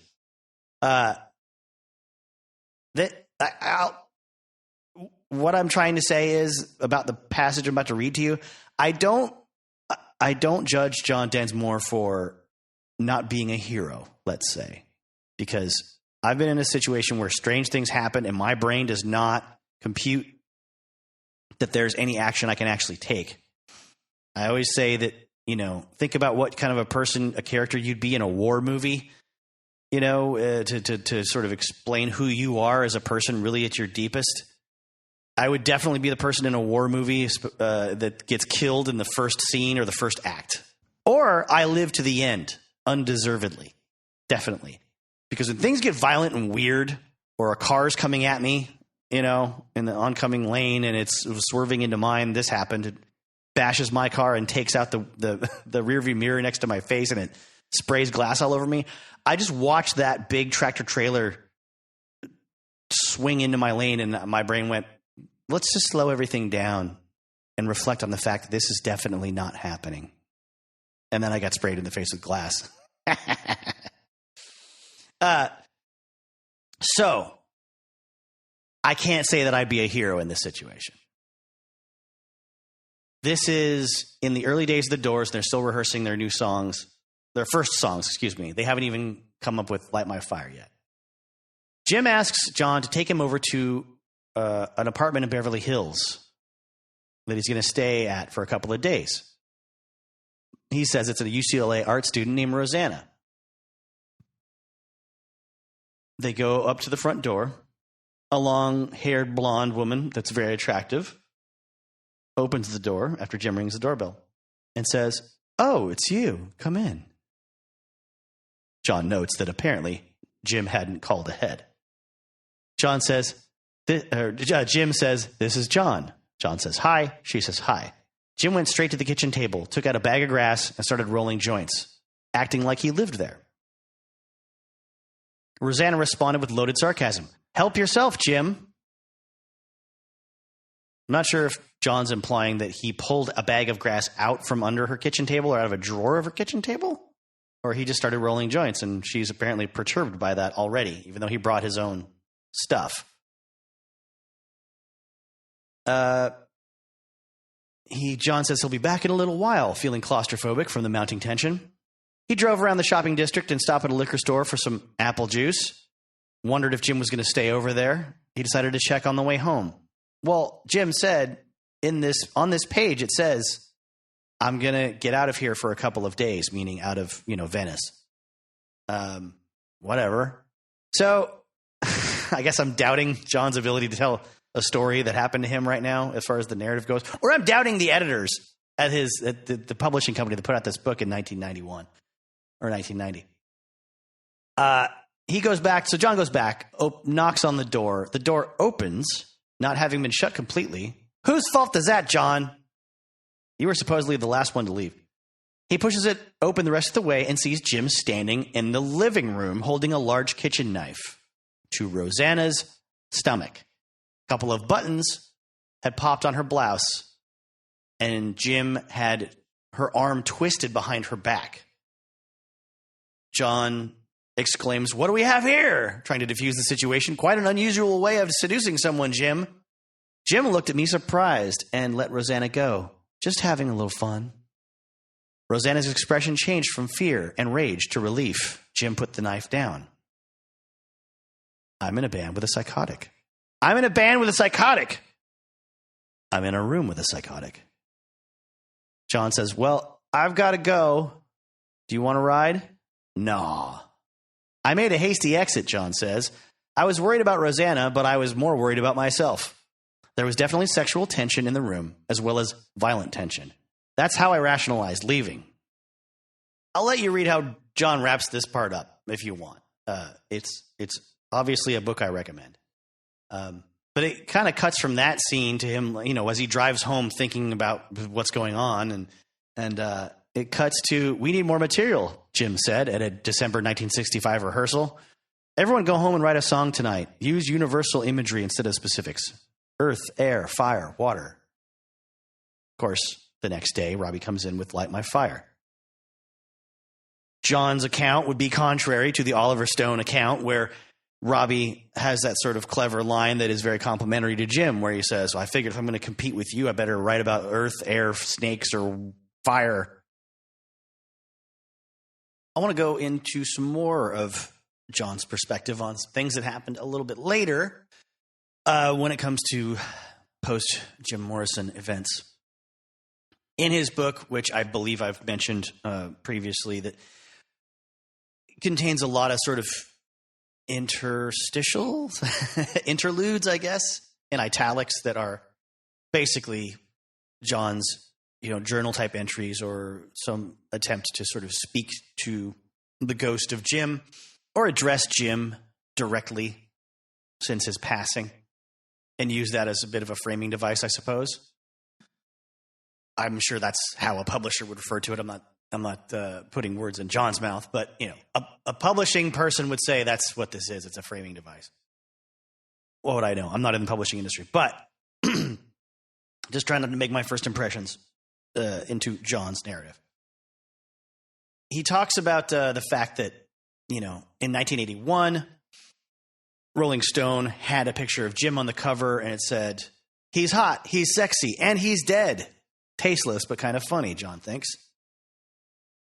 He talks about how they've cut a lot of their old 16mm footage into videos, and Ray is talking about it as a great vehicle for raising Doors consciousness. Sounds like Maharishi. Another quote from Father Manzarek, "I believe in the Doors. Our music was the appropriate vision for the second half of the 20th century. I won't stop until everyone knows who Jim is. I might have to do a lot of talking, maybe the rest of my life." The Doors do what the Doors do, Ray says. It has nothing to do with time periods. It has to do with the evolution of mankind. And finally, John notes, you have to be intelligent to like the Doors. Amazing, huh? John says. He says, the reason I'm writing Ray so hard comes from caring. I care so much I can't help getting emotional. It's the same stuff that got stirred up over your performance at Miami. It's the stuff that was described as bitterness turned into a knuckle white grip on my drumsticks. I describe it as love. Feeling and caring enough to express disappointment. So Ray's crusading has worked, and there are a bunch of new, born-again Doors fans. The article in Rolling Stone is written by a young woman who was in kindergarten when we were at our peak. One thing she says is right on the money. The most important aspect of Morrison Resurrectus is the need today for kids, perhaps all of us, to have an idol who isn't squeaky clean. Permission to party, John notes. Well done, Dionysus. John also went to the premiere of Apocalypse Now. He says there was some magical connection between the visuals in the beginning and our song The End, unlike what Ray had relayed when he saw a film in a screening. Knowing Coppola from film school, Ray was asked about the Doors doing music for the score. He didn't tell Robbie and me about it, and even told Coppola that the end was cut wrong to the visuals of Martin Sheen sitting in the bed. Sheen sat down when the tempo sped up. I think Coppola didn't like being told how to make movies and dropped Ray. That's all, John. Funny to me to think about that now. I totally forget that, they were. Was it that Coppola was at USC, or was he at UCLA for film school? I wonder how far apart they would have been in their classes, him and Ray and Jim. Even if it wasn't the same school. Another episode, perhaps. Probably not. John goes on to ask, remember Danny Sugarman? And I know, I'm beating a dead horse here. Your narrator is saying this, but I don't care. Danny Sugarman made a lot of money off this book, the one that he put out in the 80s. I think he can. I don't think, number one, he's too important and famous to ever hear this. Number two, if he did hear this, he wouldn't feel too put upon, I don't think, by anything I've said. A lot of other more powerful, mean people have probably said worse than I have about Danny Sugarman. Anyways, back to John's narrative. The kid who hung around our office and did the fan mail, the one everyone used to laugh at as I slammed doors in front of his 14-year-old face when he tried to get into private meetings in our back office. Well, his aggressiveness, which got him his first Doors job, has expanded into writing a book about you. And what a book it is. One of your poems from the Lords comes to mind. And here's a bit of Jim's poetry. Baths bars the indoor pool. Our injured leader prone on the sweating tile. Chlorine on his breath and in his long hair. Lithe, although crippled, body of a middleweight contender. Near him, the trusted journalist, confidant. He liked men near him with a large sense of life. But most of the press were vultures descending on the scene for curious America aplomb. Cameras inside the coffin, interviewing worms. John goes on to talk about the book. First of all, it's called No One Here Gets Out Alive. Familiar lyric, huh? A national bestseller. Second, it is very factual. thanks to Jerry Hopkins' research. That's right, the old Rolling Stone writer you were friends with and suggested do a book on Elvis. Well, he did one on you. Only his publisher, Simon & Schuster, rejected it. After 5 years of research, it came out with a very negative attitude toward you, and 40 publishers passed on it. Enter Danny Sugarman, empire builder and #1 disciple of St. James, calling himself the Doors' confidant, writing an intro proclaiming you a god, and with Manzarek crossing out a lot of the bad stuff. They got a deal with Warner Books, which had passed on it twice earlier. No one here gets out alive reads as if you were a complete asshole, ignoring the genius that went with it, and it made the New York Times bestseller list, generating more album sales. So Danny has an entire career, and I'm collecting more royalties than when we were touring. Danny as religious zealot and Ray as St. Paul, spreading the gospel according to you, long after the Messiah is dead. It's weird. I mean, I think the songs hold up, but your self-destruction has been glamorized. The French decadence movement of the 19th century, your heroes, Baudelaire and Arthur, sacred disorder of the mind, Rimbaud, has arrived in Middle America. Now, to sort of move this into a conversation about the recordings they made after Jim died, the ones they made without Jim specifically involved, John noted that they did score a lucrative recording deal for 3 more albums at a guarantee of $250,000 each. Now, the text does not say if that means $250,000 each of the 3 members of the Doors for the 3 albums, or $250,000 per band member per album. And also, I haven't found any interesting stories about the recording of these records, you know, how they were getting along, or if they had particularly good chemistry with the other musicians they brought in or the engineer they brought in, because they weren't, you know, I think Bruce Botnick produced Other Voices, but Full Circle, they kind of parted ways with him. They are, let's see. Oh, he declined, to participate in the sessions for that one. He admitted he could not remember whether he was asked to return or not, but maintains he would have turned down the offer, reflecting the guys wanted to have a chance to work with some other musicians. As they went into Full Circle, they took that extension even further. So on Other Voices, reflecting on that, Robbie would say, it was a tough time, of course, when Jim was gone. We had to keep going. 3 of us were practicing all the time, writing new stuff. When Jim passed, we said, geez, what are we going to do? We could just give it up, or, you know, we have all these songs. Let's go in and record and see what happens. We probably shouldn't have put it out that quick after Jim's passing. We felt like that was all we could do. We could have sat around and been depressed, which we were, but I don't know. The record company, Elektra, they were wanting us to continue. It wasn't that hard of a decision. You know, on Wikipedia, how you're used to reading entries about a certain movie or album, and the content section will break it down to, like, you know, the pre-production or the recording of, and then the, you know, the releasing of it, and, you know, what went into making it, what went into putting it out, right? And then public reception will be a section of the entrance of the entry in Wikipedia.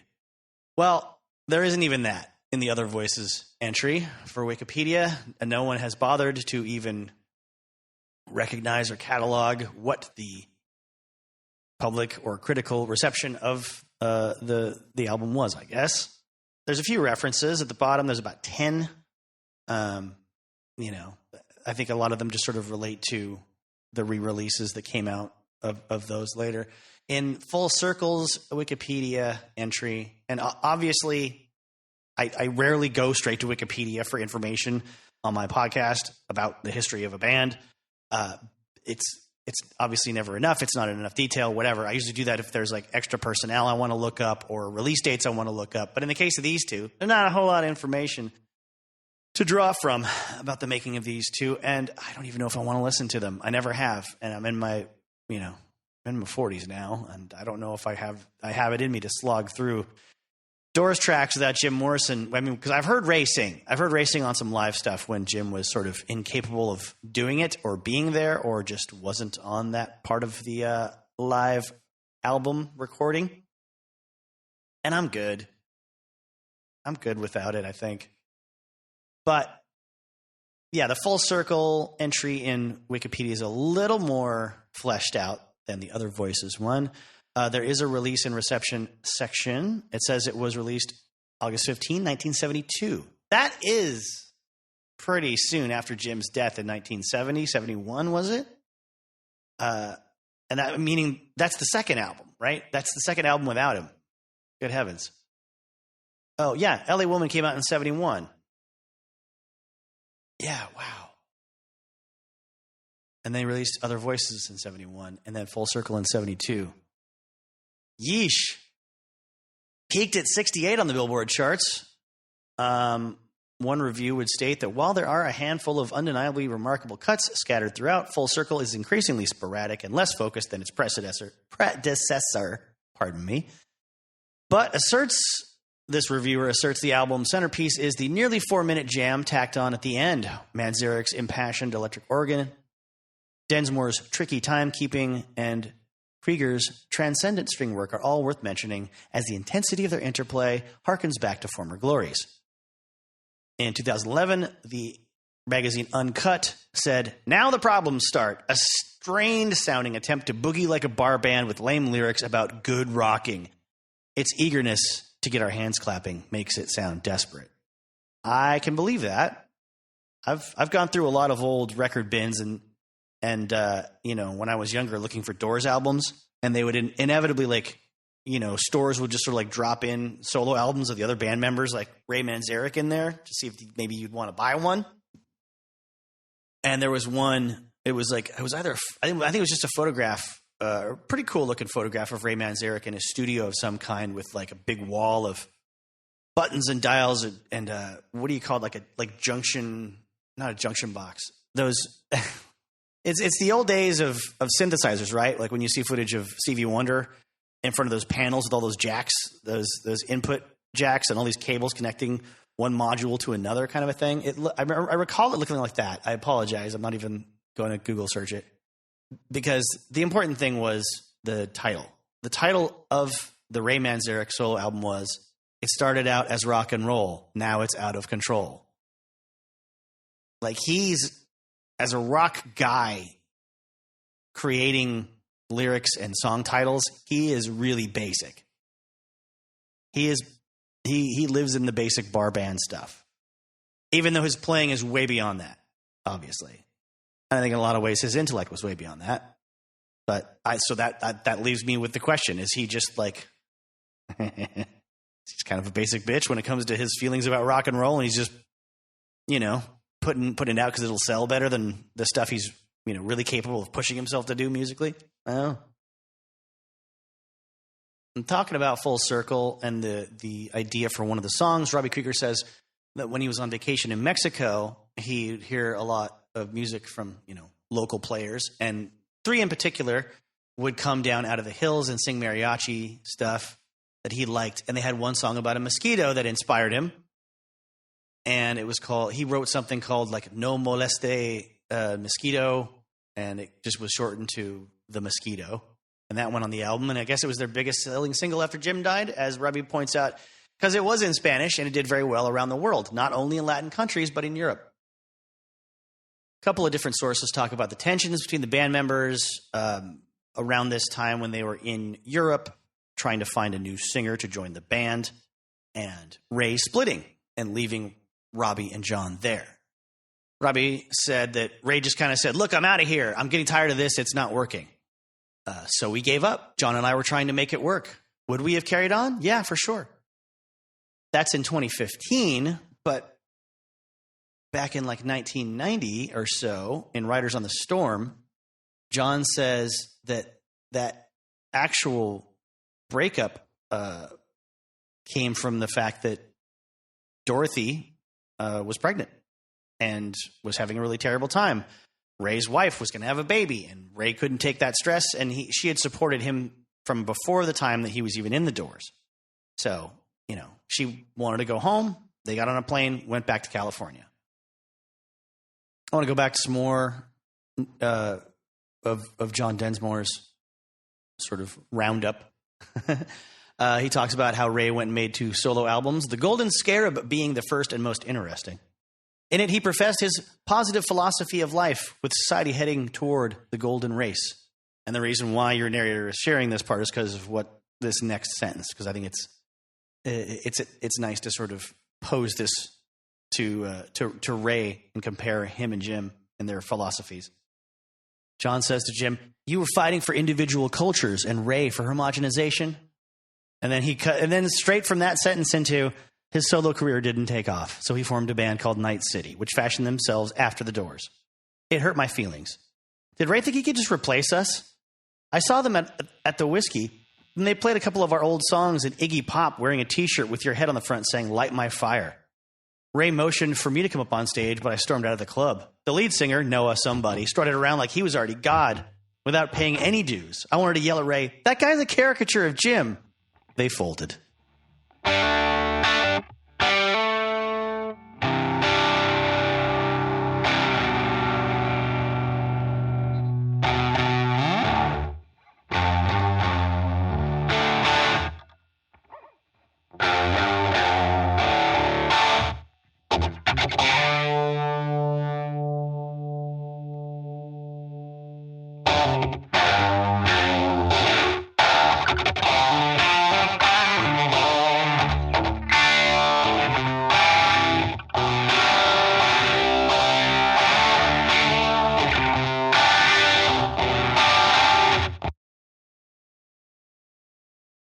Elsewhere in this podcast, episodes 1 and 2, I've kind of blown off Robbie's statement that he says they set the scene for punk, the Doors. And I know I've even addressed my second thoughts on that elsewhere in this 1 or 2 episode series on the Doors. But the other day, I got to thinking about it even more.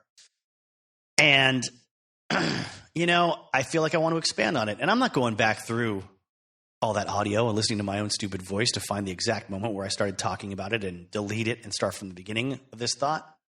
No, I don't have to. This is my show. And I believe I already talked about the fact that, Leaving of Fear, obviously a big connection. And Robbie saw that live in person. And but the part of his book where he talks about leaving isn't the quote that I read of him saying they set the scene for punk. I think he might have said that more than once in a couple of different interviews. And I think if you really want to get serious about it, there aren't any bands more than you could count on one hand from the 1960s America that set the scene for punk. You got to give it to the Stooges. And Iggy was influenced by Jim Morrison for sure. The confrontational attitude and the look and the weirdness. And then you got to give it partly to the MC5. And the MC5 were doing things at a time when the Doors were in existence and, making music, presumably, if we're on the same earth and the same timeline that I'm thinking of in the space-time continuum. And I think without the musical and rhythmic component that directly influences punk, you don't get to say that you really set the scene for punk. I think Jim's attitude was a factor, but I don't think the Doors as a band have any claim to that. There may be some of their weirdness in terms of influence on New York bands around the CBGB era of punk, yes. But when he's speaking so far after the fact and saying punk in all capital letters, most people think of folks with mohawks or shaved heads being very loud and spitting and having rhythms that are constant and consistent,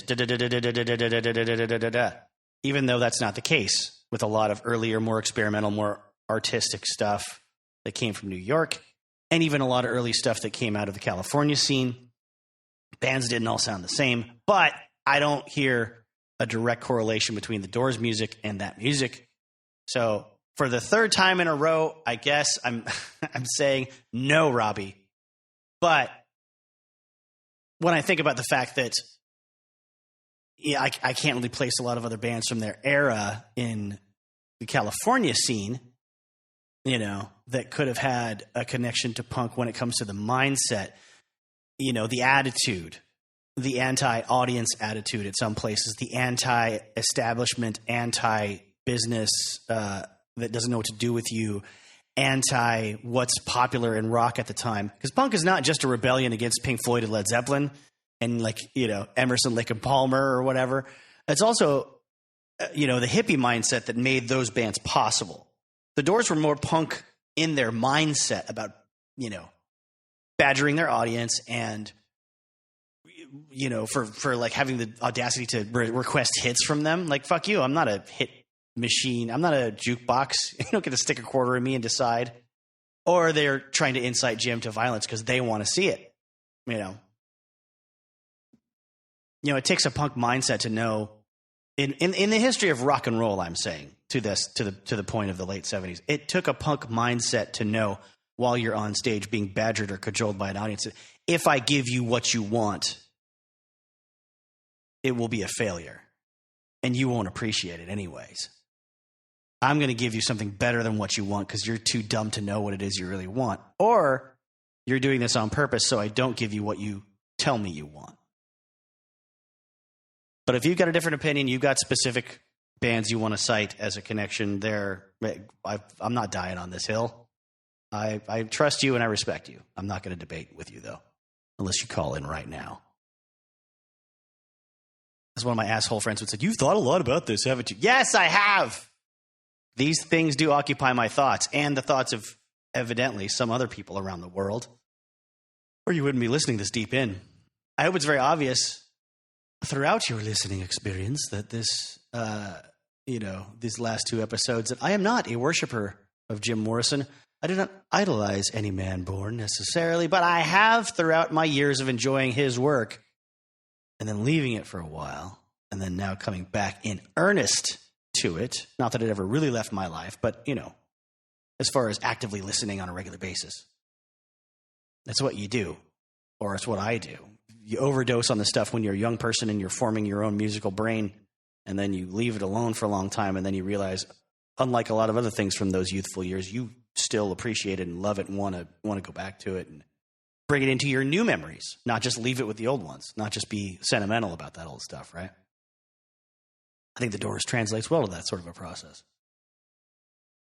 But I like going back and seeing that recognizing he was a singular personality, a singular entity as a performer, the likes of which we haven't seen since.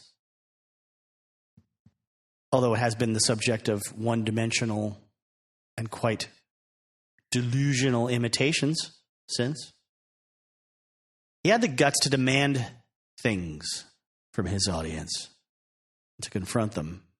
He had tried to shake them up, wake them up out of the doldrums, the cheap farcical joke that had been played on them. He wanted love, but he wouldn't be fake to get it. He told them they were acting like slaves, and he told them they were acting like idiots, as we've talked about already. But, he was fed up with them being mistreated and begging for more from the people doing it to them. And then he was fed up with them begging him for more mistreatment at the same time. Oh. If you heard that noise, that was the explosion of a small ice cube in my beverage. Apparently my beverage wants attention from me.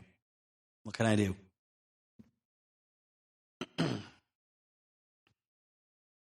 His actual words about, I ain't talking about no revolution, I'm talking about love.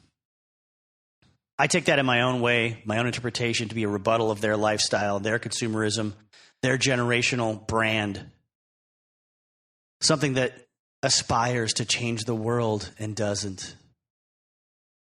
Consciousness did shift, yes, but the world was not changed by that generation.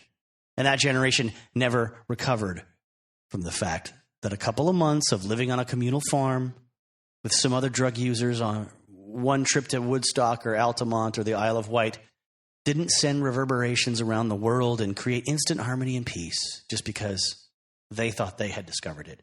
It's like sobriety. It's like knowing someone that overindulges all the time and constantly wallows in their own excess till it becomes part of their identity. And then they get sober and all of life makes sense to them for at least a little while. And during that little window, they're back on the scene telling everybody how easy it is to accept this way of life until they no longer accept it themselves. Does that bring you down? I apologize. But you see, I grew up in the shadow of these people. The hippies, the generation of hippies. Not hippies, really, but their generation. I think Jim saw that was a joke. The idea that this was going to happen overnight, right? That they were just going to change the world. He did say we want the world and we want it now. And he was right. That's what they wanted. He didn't say whether that was bad or good or realistic to expect. That's what I love about his lyrics. That I can keep going back to them and go, yeah, these sentiments and these feelings and these phrases could be adopted by any generation, really. And that's because I don't believe in generational solidarity. I never identify with my generation. Fuck their shitty taste. Fuck their shitty fashion. Fuck their stupid dances. All of them. Fuck what I had to wait to get through on MTV to see a cool rock video once in a while in the 90s. The generation after me, of course, I could say the same from what I've observed. So I love hearing Jim's voice now. There's no fucking revolution happening.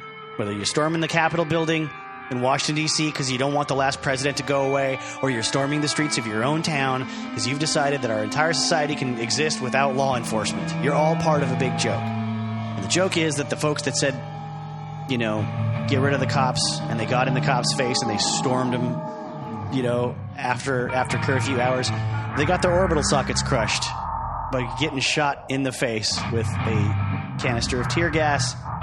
Most of them went to, a lot of them went to jail, had to pay exorbitant fees to make bail and go to court and defend themselves. They made the cops rich. And they made everyone feel like we needed more cops. And that's what they did. The folks that went to kill a cop on the Capitol steps so they could get in and steal a pen from Nancy Pelosi's desk, what did they get? Well, they're all being tried right now, and they're going to do some prison time. For a lot of them, it's only going to be a couple of months. And that's when the folks that protested the cops earlier are really happy that there were cops there. And they say, oh, those folks should go to prison forever for attacking the cops. Go figure. And all of this while the people making all the money off of us are sucking the world dry of resources and selling them to the highest bidder. And you think that's okay as long as you live in a country that's one of the higher bidders. What did Jim say? I don't know what's going to happen, man. I want to get my kicks before the whole shithouse goes up in flames. Or, I'll tell you this. No eternal reward will forgive us now for wasting the dawn. And it's that kind of wisdom in a sea of insipid, hippie tawdriness for its time.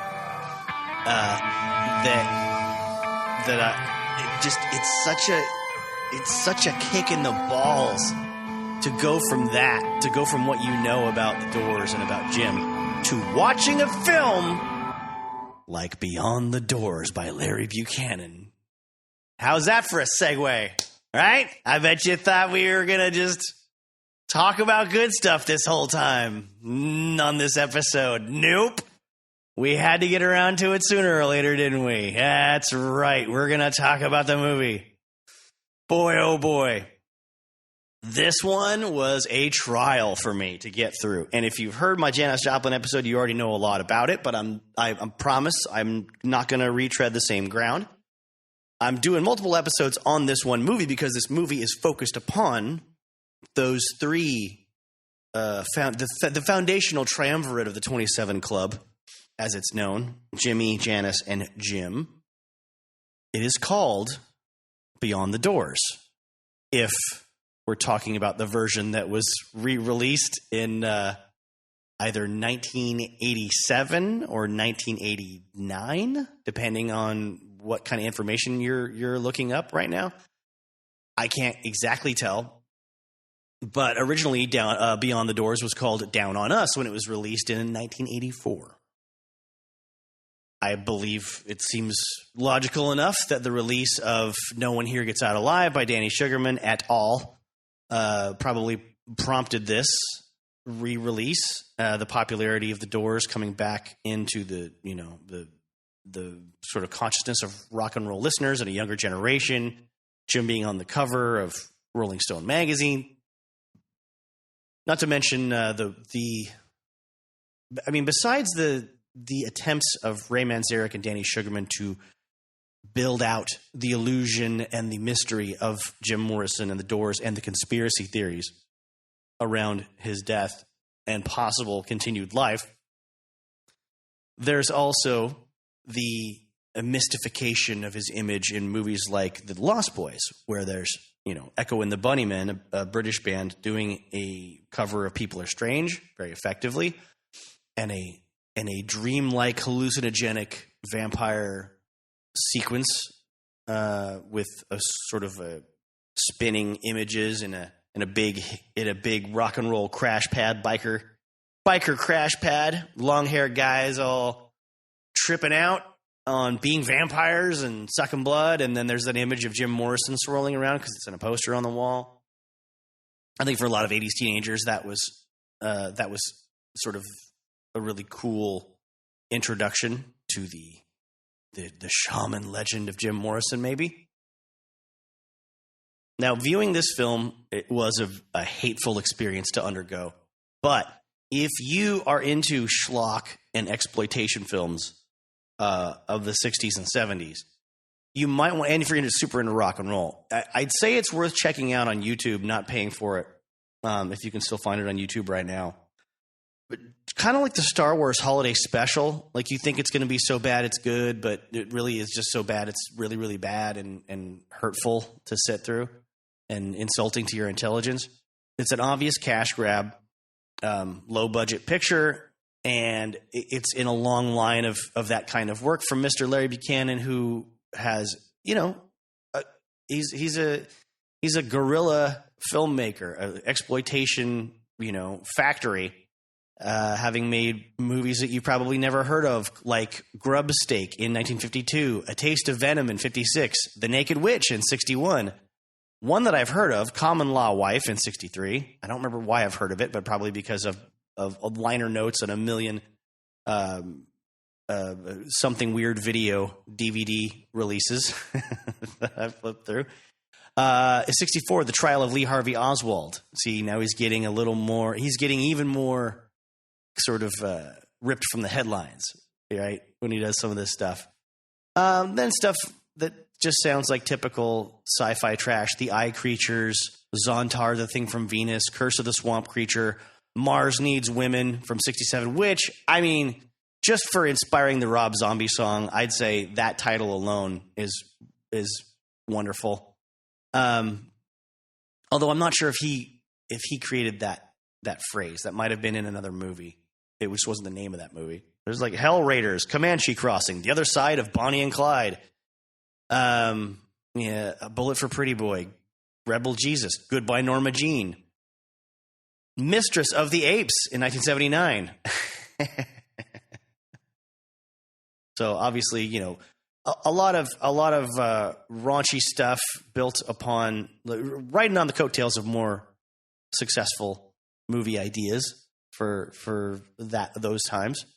Now, the long and short of this film and its premise is basically the United States government has had enough of Jimmy and Janice and Jim Morrison riling up the public, the youth especially, to not trust their government and to push back against the traditional narrative, or the not traditional at the time, but what would have been in the late 60s the current narrative of our involvement in Southeast Asia. And so there is a shadowy figure in a trench coat throughout the film stalking the three rock stars and making multiple attempts to poison them in ways that would make it look like they had just overdosed on drugs of their own choosing.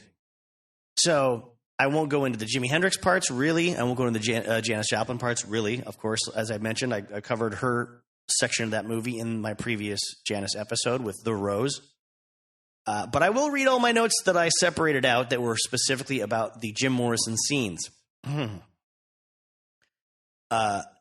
There's an opening scene in 1983 in Cumberland, Maryland. There's a guy holding a shotgun, and he says, "I know I didn't need that second barrel, but who counts birdshot in a man's chest?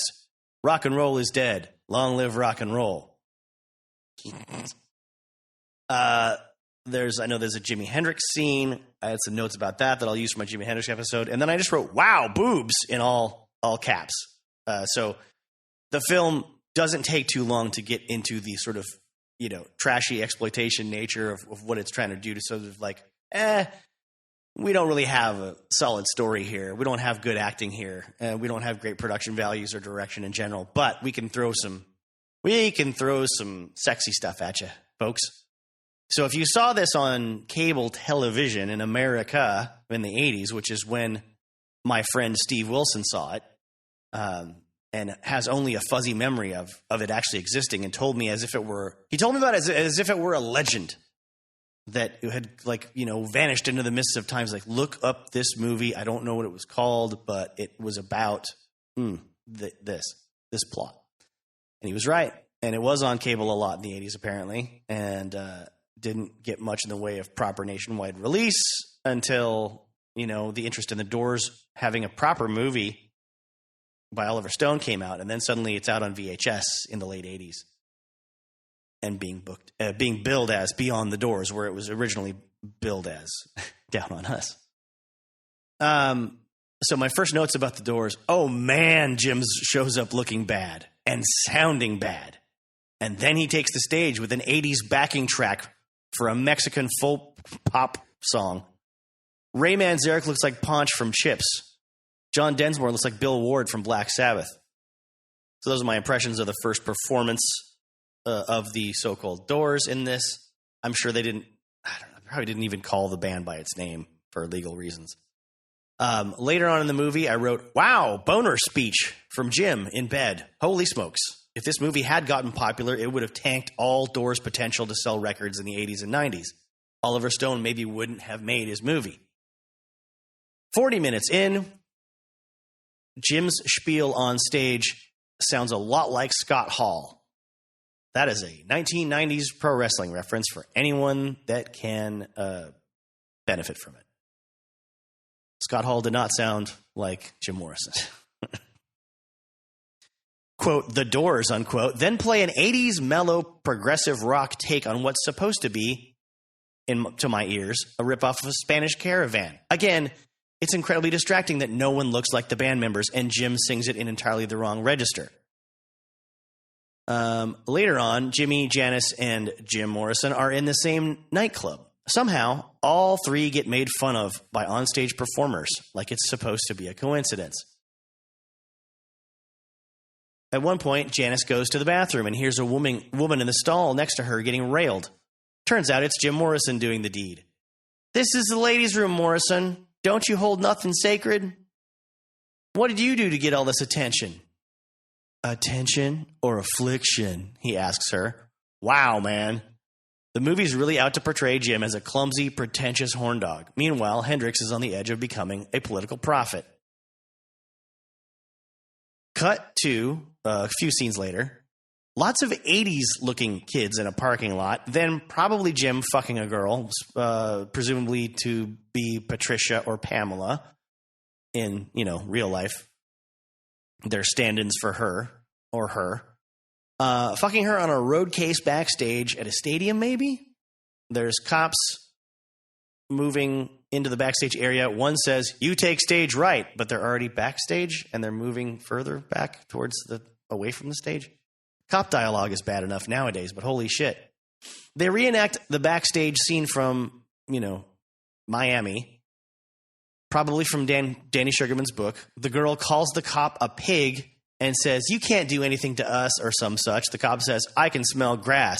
And Jim says, Or is that the grass on your upper lip, Adolf? Oh.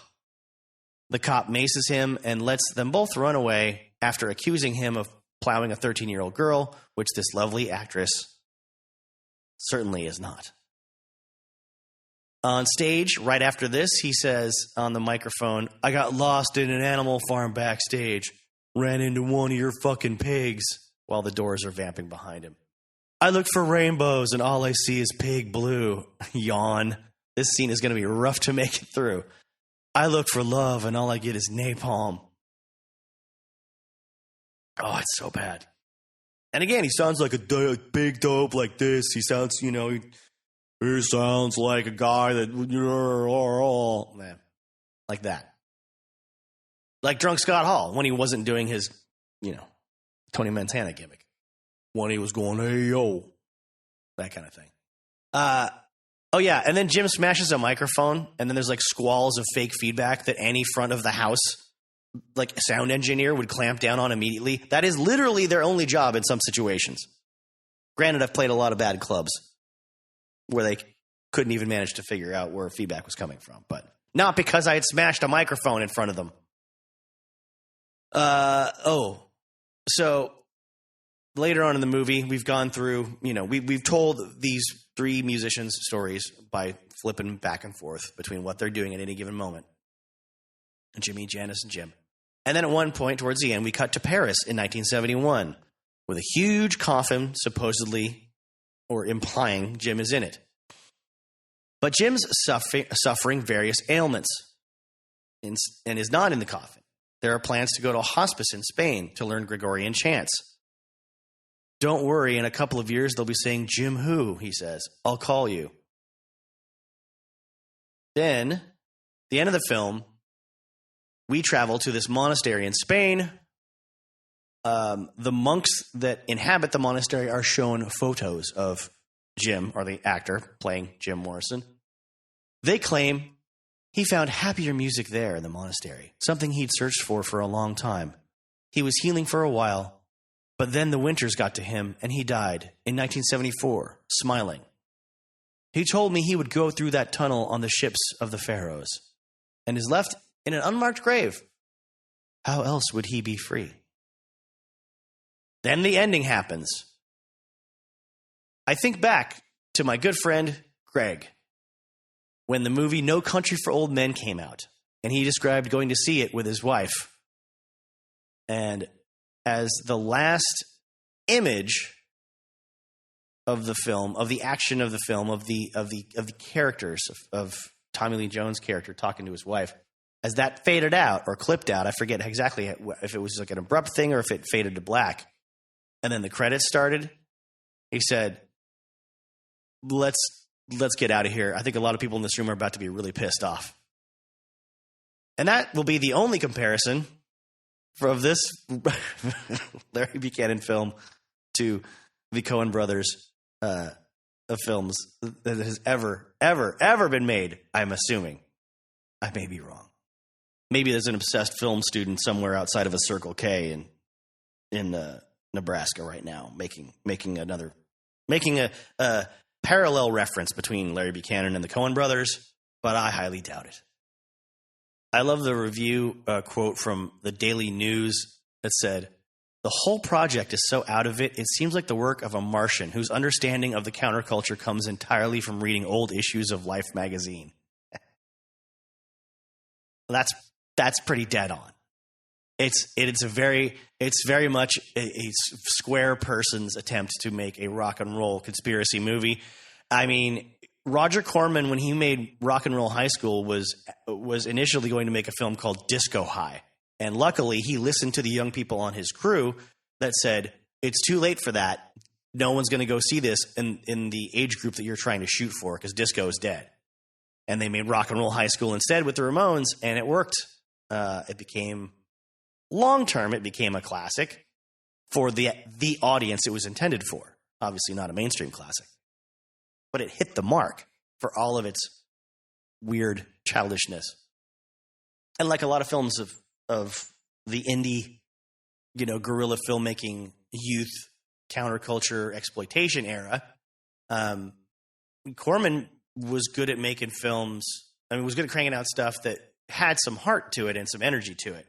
Anyone that watches enough bad movies and has at least an interest or an enthusiasm for the history of them knows that there's no bigger letdown than a trashy movie with no energy and something that meanders and doesn't have a point, or at least doesn't have enough spikes in the action to sort of raise your heart rate a little bit and make you go, oh, maybe this is it. Maybe this is the payoff. Maybe this is what I was in it for, right?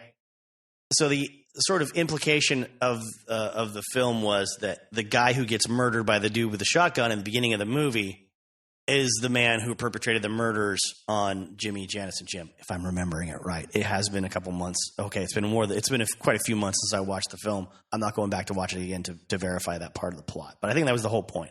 Because it's like told in this sort of Citizen Kane style series of flashbacks. But not really cool like Citizen Kane, even if you've never seen Citizen Kane or you don't like old black and white movies. That was a flashback sequence of events that was done effectively. So now I want to read from an article on bandsaboutmovies.com from 2020. Down on Us, 1984, a.k.a. Beyond the Doors, 1989. One of the earliest critics of the Warren Commission report regarding President Kennedy's assassination, Mae Brussel, the late counterculture public radio personality of Carmel and Monterey, California, radio stations KLRB and KAZU, most likely influenced Buchanan's screenplay. The former host of the nationally syndicated Dialogue Conspiracy program compiled her government conspiracy theories in an unpublished November 1976 report titled From Monterey Pop to Altamont, Operation Chaos, the CIA's War Against 60s Counterculture. It was online to read in full. Now it's gone again. That's from the text. I have not looked for it myself. This report, along with current Doors file conspiracy theorists on social media platforms, contend that there was a coordinated effort initiated in 1968 by the FBI's counterintelligence program and the CIA's Operation Chaos to undermine the counterculture movement. These theories point out that Jim Morrison knew Charles Manson through his mutual acquaintanceship of the Beach Boys' Dennis Wilson and music producer Terry Melcher. And Morrison composed Riders on the Storm about Manson's murderous followers. That is not confirmed by Jim's writings or anything he said necessarily that I have seen or read. Or also, it's not confirmed by the band themselves, as far as I know, to be a direct telling of some tale about Manson and his followers, that he did have poems about a hitchhiker that murders a family. And a sliver of that narrative is in the lyrics to Riders on the Storm, of course. I think the whole thing that he wrote about it is in American Wilderness.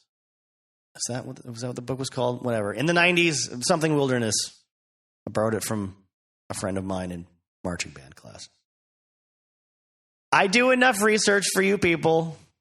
I'm not going to look that up right now. What do you want for nothing? A rubber biscuit? There's also a book called Weird Scenes Inside the Canyon. Obviously, that title is a takeoff of Weird Scenes Inside the Gold Mine by the Doors. Not that that's, it's a lyric, not a song title. And it purports to connect all the musicians that we've talked about before in this and the previous episode that were jamming and hanging out in Laurel Canyon at the time. Neil Young and members of the Doors, and you're probably, I forget now if it's Buffalo Springfield and Joni Mitchell and Frank Zappa. It tries to tie them all together as part of a conspiracy idea that the CIA created these bands and created these songs on the down low. Let's see, it was David McGowan wrote the book, Weird Scenes Inside the Canyon. And he claimed that, this is his quote, Morrison essentially arrived on the scene as a fully developed rock star, complete with a backing band, a stage persona, and an impressive collection of songs. Enough, in fact, to fill the Doors' first few albums. He also wrote, how exactly Jim Morrison reinvented himself in such a radical manner remains something of a mystery. Jim Morrison's band arrived on the scene as a fully formed entity. He doesn't really get into any events or any sort of proof That's what he can't. He doesn't get into like the history of the band enough to explain this.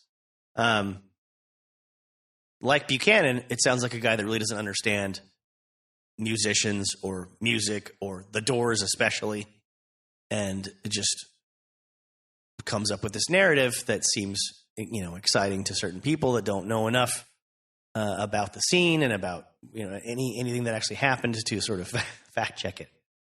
Like a lot of people that write that kind of shit, right? And points are made in his book and in other, I think, documentaries or books that, what a weird coincidence that all these revolutionary young songwriters in California at the time were, lashing out at the U.S. government when they came from families that were funded by the U.S. military-industrial complex. Their parents were in the Navy or the Air Force or the Army or whatever, or they worked for the government. Yeah, but also, a huge chunk of America's adult population after World War II worked for the military or the government in some capacity.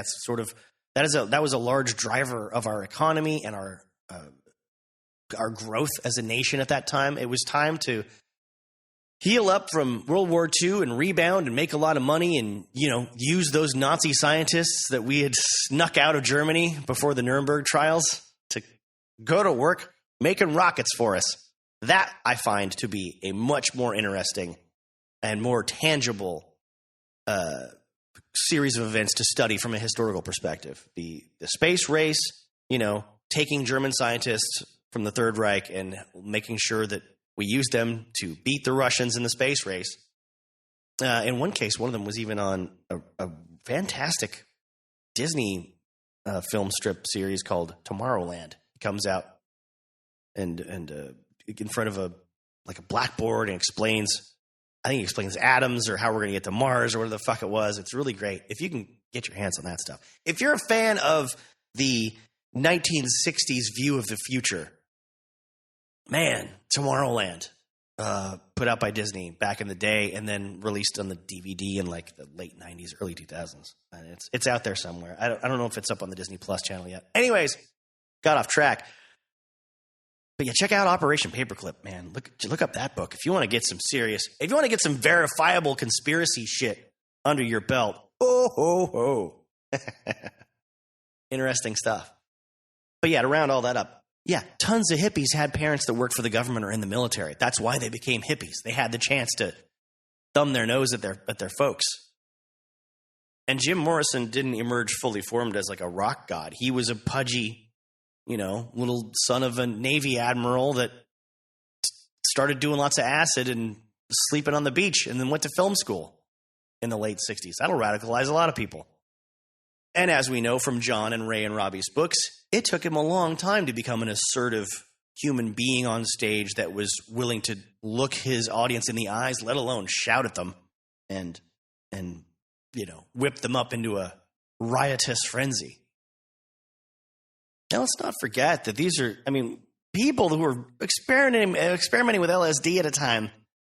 The whole generation feels like there's no going back. They're experiencing a sort of chemical awakening in their brain that changes their perspective forever and makes them think that, they're not going back to being the same person that they always were, and that they don't think American society is going to go back either. The truth is that it didn't, but it became something else, and it had to move on. It wasn't going to become the thing they wanted it to be. A lot of people, when they achieve that state of awareness because of chemical inducement, it's kind of like when you first understood what sex was as a kid, and then you realize like half the jokes you never got were about sex, and then you started thinking that like everything was about sex. You started seeing sexual implications everywhere. People that do hallucinogenics and have their perspective expanded think that that's changed them forever. It's like a lot of different sort of interpretations of enlightenment. You can become enlightened, but that does not mean the world around you changes or people start treating you differently. You still have to. It's like there was a parable of a young pilgrim, and he meets a monk on the road. They're always doing that, meeting the monk on the road, passing the other way. And the monk is carrying a very heavy pack on his back, and he says, the young pilgrims, asks him if he could tarry a moment and ask him about enlightenment. He says, "What is what is enlightenment? I've been meditating for so long and trying to achieve it, and I don't know what it is. And without saying a word, the monk just puts up a finger, raises his eyebrows, takes the big heavy backpack off of his back and lays it on the ground next to him, and then sort of holds his hand to it as if to say, see, it's that. That's what it is. You take the load off of you and you set it on the ground. And the young pilgrim says, I see, I understand. Then what happens? And the old man smiles and he puts the finger, just a second, as if to say, and then scoops the backpack up, hoists it back over his shoulders, and he smiles and he sort of nods to the young pilgrim and keeps on walking down the road. That's it. The whole world doesn't change. Your awareness changes. The constant sensitivity and awareness is not sustainable in everyday life. And I think there's a great of the time sort of look back and distillation of this experience and this feeling in Hunter S. Thompson's Fear and Loathing in Las Vegas. If you look up The Wave, Hunter S. Thompson, The Wave, Hunter S. Thompson, Fear and Loathing, something to do with the wave, because he describes it and it's pretty well portrayed in the film that Terry Gilliam made, and it'll be a nice way to sort of wrap up that idea, I think, better than I can. I wasn't there is what I'm saying. But the feeling and the revolutionary impetus behind something like Woodstock was never going to last. It's not going to sustain anybody. And a lot of folks, okay, that's a lie. I don't know that a lot of folks said this. But one person wrote this in somewhere, and I read it, and I think it was very important to consider this kind of a viewpoint. So I'm assuming that this happened in other people's narration of the times as well. This person pointed out Woodstock was not like the big good example, and Altamont was the end of the hippie generation or the summer of love idea. Woodstock was the end, because at Woodstock, that was the first time people were selling drugs openly, where other festivals that these people had gone to, people were just handing out LSD for free because they wanted everyone to be woken up, and they wanted things to be free. They wanted to provide for their brother and sister, while they could. And I think that had soured by the time Woodstock happened. People were hawking their wares at that concert, trying to make a buck. And, also, why not? Because people had been sort of shit on there. They'd been left out and not cared for when it came to the organization of that, and the overwhelming negative response to being fenced out and kept out for money, and then just breaking their way in and making it a free festival. So there wasn't enough space or resources to go around. No shelter, a lot of bad weather, whatever. Again, I wasn't there. But as a teenager, going by what I saw in that film, I realized as I got older that I was seeing a very inaccurate portrayal of where that culture, that specific, not America, but that specific culture of the youth music movement was at the time. Another perspective I don't think gets brought up enough when it comes to people who want to criticize the Doors. Again, as I've said more than once in this 2-episode series, people that criticize the Doors generally don't compare them to their peers. And if they did, earlier I've kind of trashed some of their peers as being not as interesting, not as good at writing hit songs, not as good at being provocative or original. A lot of one notes ideas. But the other side of that coin that people don't talk enough about is, there was a lot of well-funded super groups going on at this time too. Or this time was leading up to that. They were ascending at this time. Obviously, the Beatles are in a category of their own, but, I'm just talking, let's say, 66 to 72, that space in which the Doors are a conceivable entity, maybe only spiritually or mentally at the beginning and the end, but in the middle, they're there very strongly. I mean, this is an era that touches upon, I'm not going to look up the timelines, I'm not doing all this research. I'm not going to check the dates of all the album releases, but I'm talking about an era of music that includes, let's say, Eric Clapton going from the Blues Breakers to Cream to Blind Faith. There's an infrastructure there. There's funding. There's management. There's tour support. There are people at record labels trying to make this stuff work for them. And there are people actively looking for musicians to add to these bands. There are people headhunting someone like Eric Clapton and looking for other opportunities for him when he falls out of favor with it, let's say the Yardbirds or whatever, and needs something else to do. Or when the Yardbirds fall out of favor with him. I'm talking about Buffalo Springfield becoming, Crosby, Stills, and Nash & Young. I'm talking about the Jimi Hendrix Experience being put together by Chaz Chandler with, for Jimi Hendrix. Taking him overseas, realizing he's not going to catch a break in America. He's more special in Britain.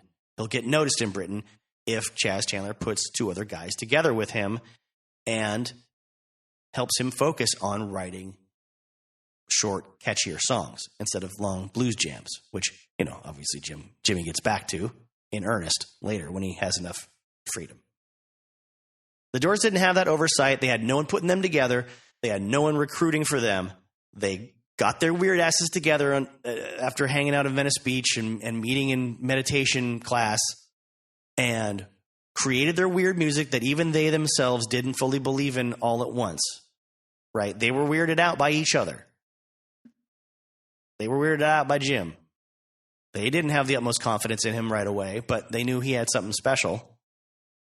Not so with Jimmy Page being managed by somebody as the Yardbirds are breaking up and he needs help transitioning into a new band he'll call the New Yardbirds, but will eventually become Led Zeppelin.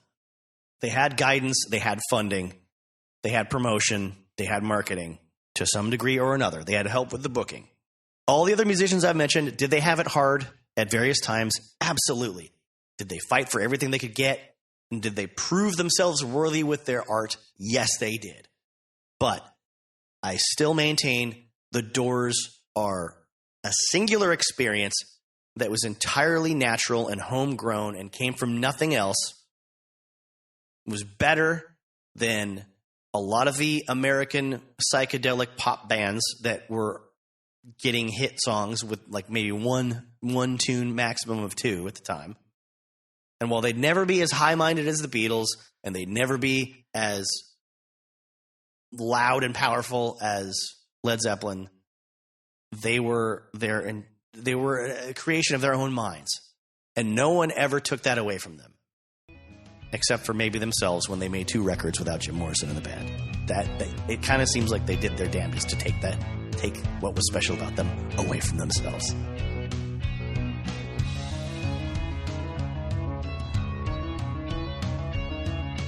Now, of course, I could go on and on and on for a much, much longer extended period of time about this band, obviously. But I have to stop somewhere. The year is coming to an end. For God's sake. I've got to get some rest. If you're listening to this when it first came out, obviously, I did not release it as soon as I had started working on it. As I began this episode saying I just put out the first Doors episode, and I immediately started recording a couple days later, which is true. Well, now we're weeks down the road from there as I finish this up. And it is time to take a little break, reflect on the year. I might be cranking out one casual roundup episode maybe before New Year's hits. I'd like to think that what we do here, and when I say we, I mean me, and only me, is fairly evergreen, enjoyable all year round. Obviously, this is the only episode where I've mentioned much in the way of current events, and they weren't even current. They're almost a year old. Almost. And even that was tangential. But thanks for being here. I think rock and roll is the greatest thing that's ever happened. I think rock and roll is just the best. And so are you. I believe you absolutely deserve to live free and be in love and have purpose. And if you don't right now, be patient. Strive for something greater than yourself. Purpose will find you. Listen. Be aware. Be open. Be dangerous. Be unpredictable. Make a lot of noise.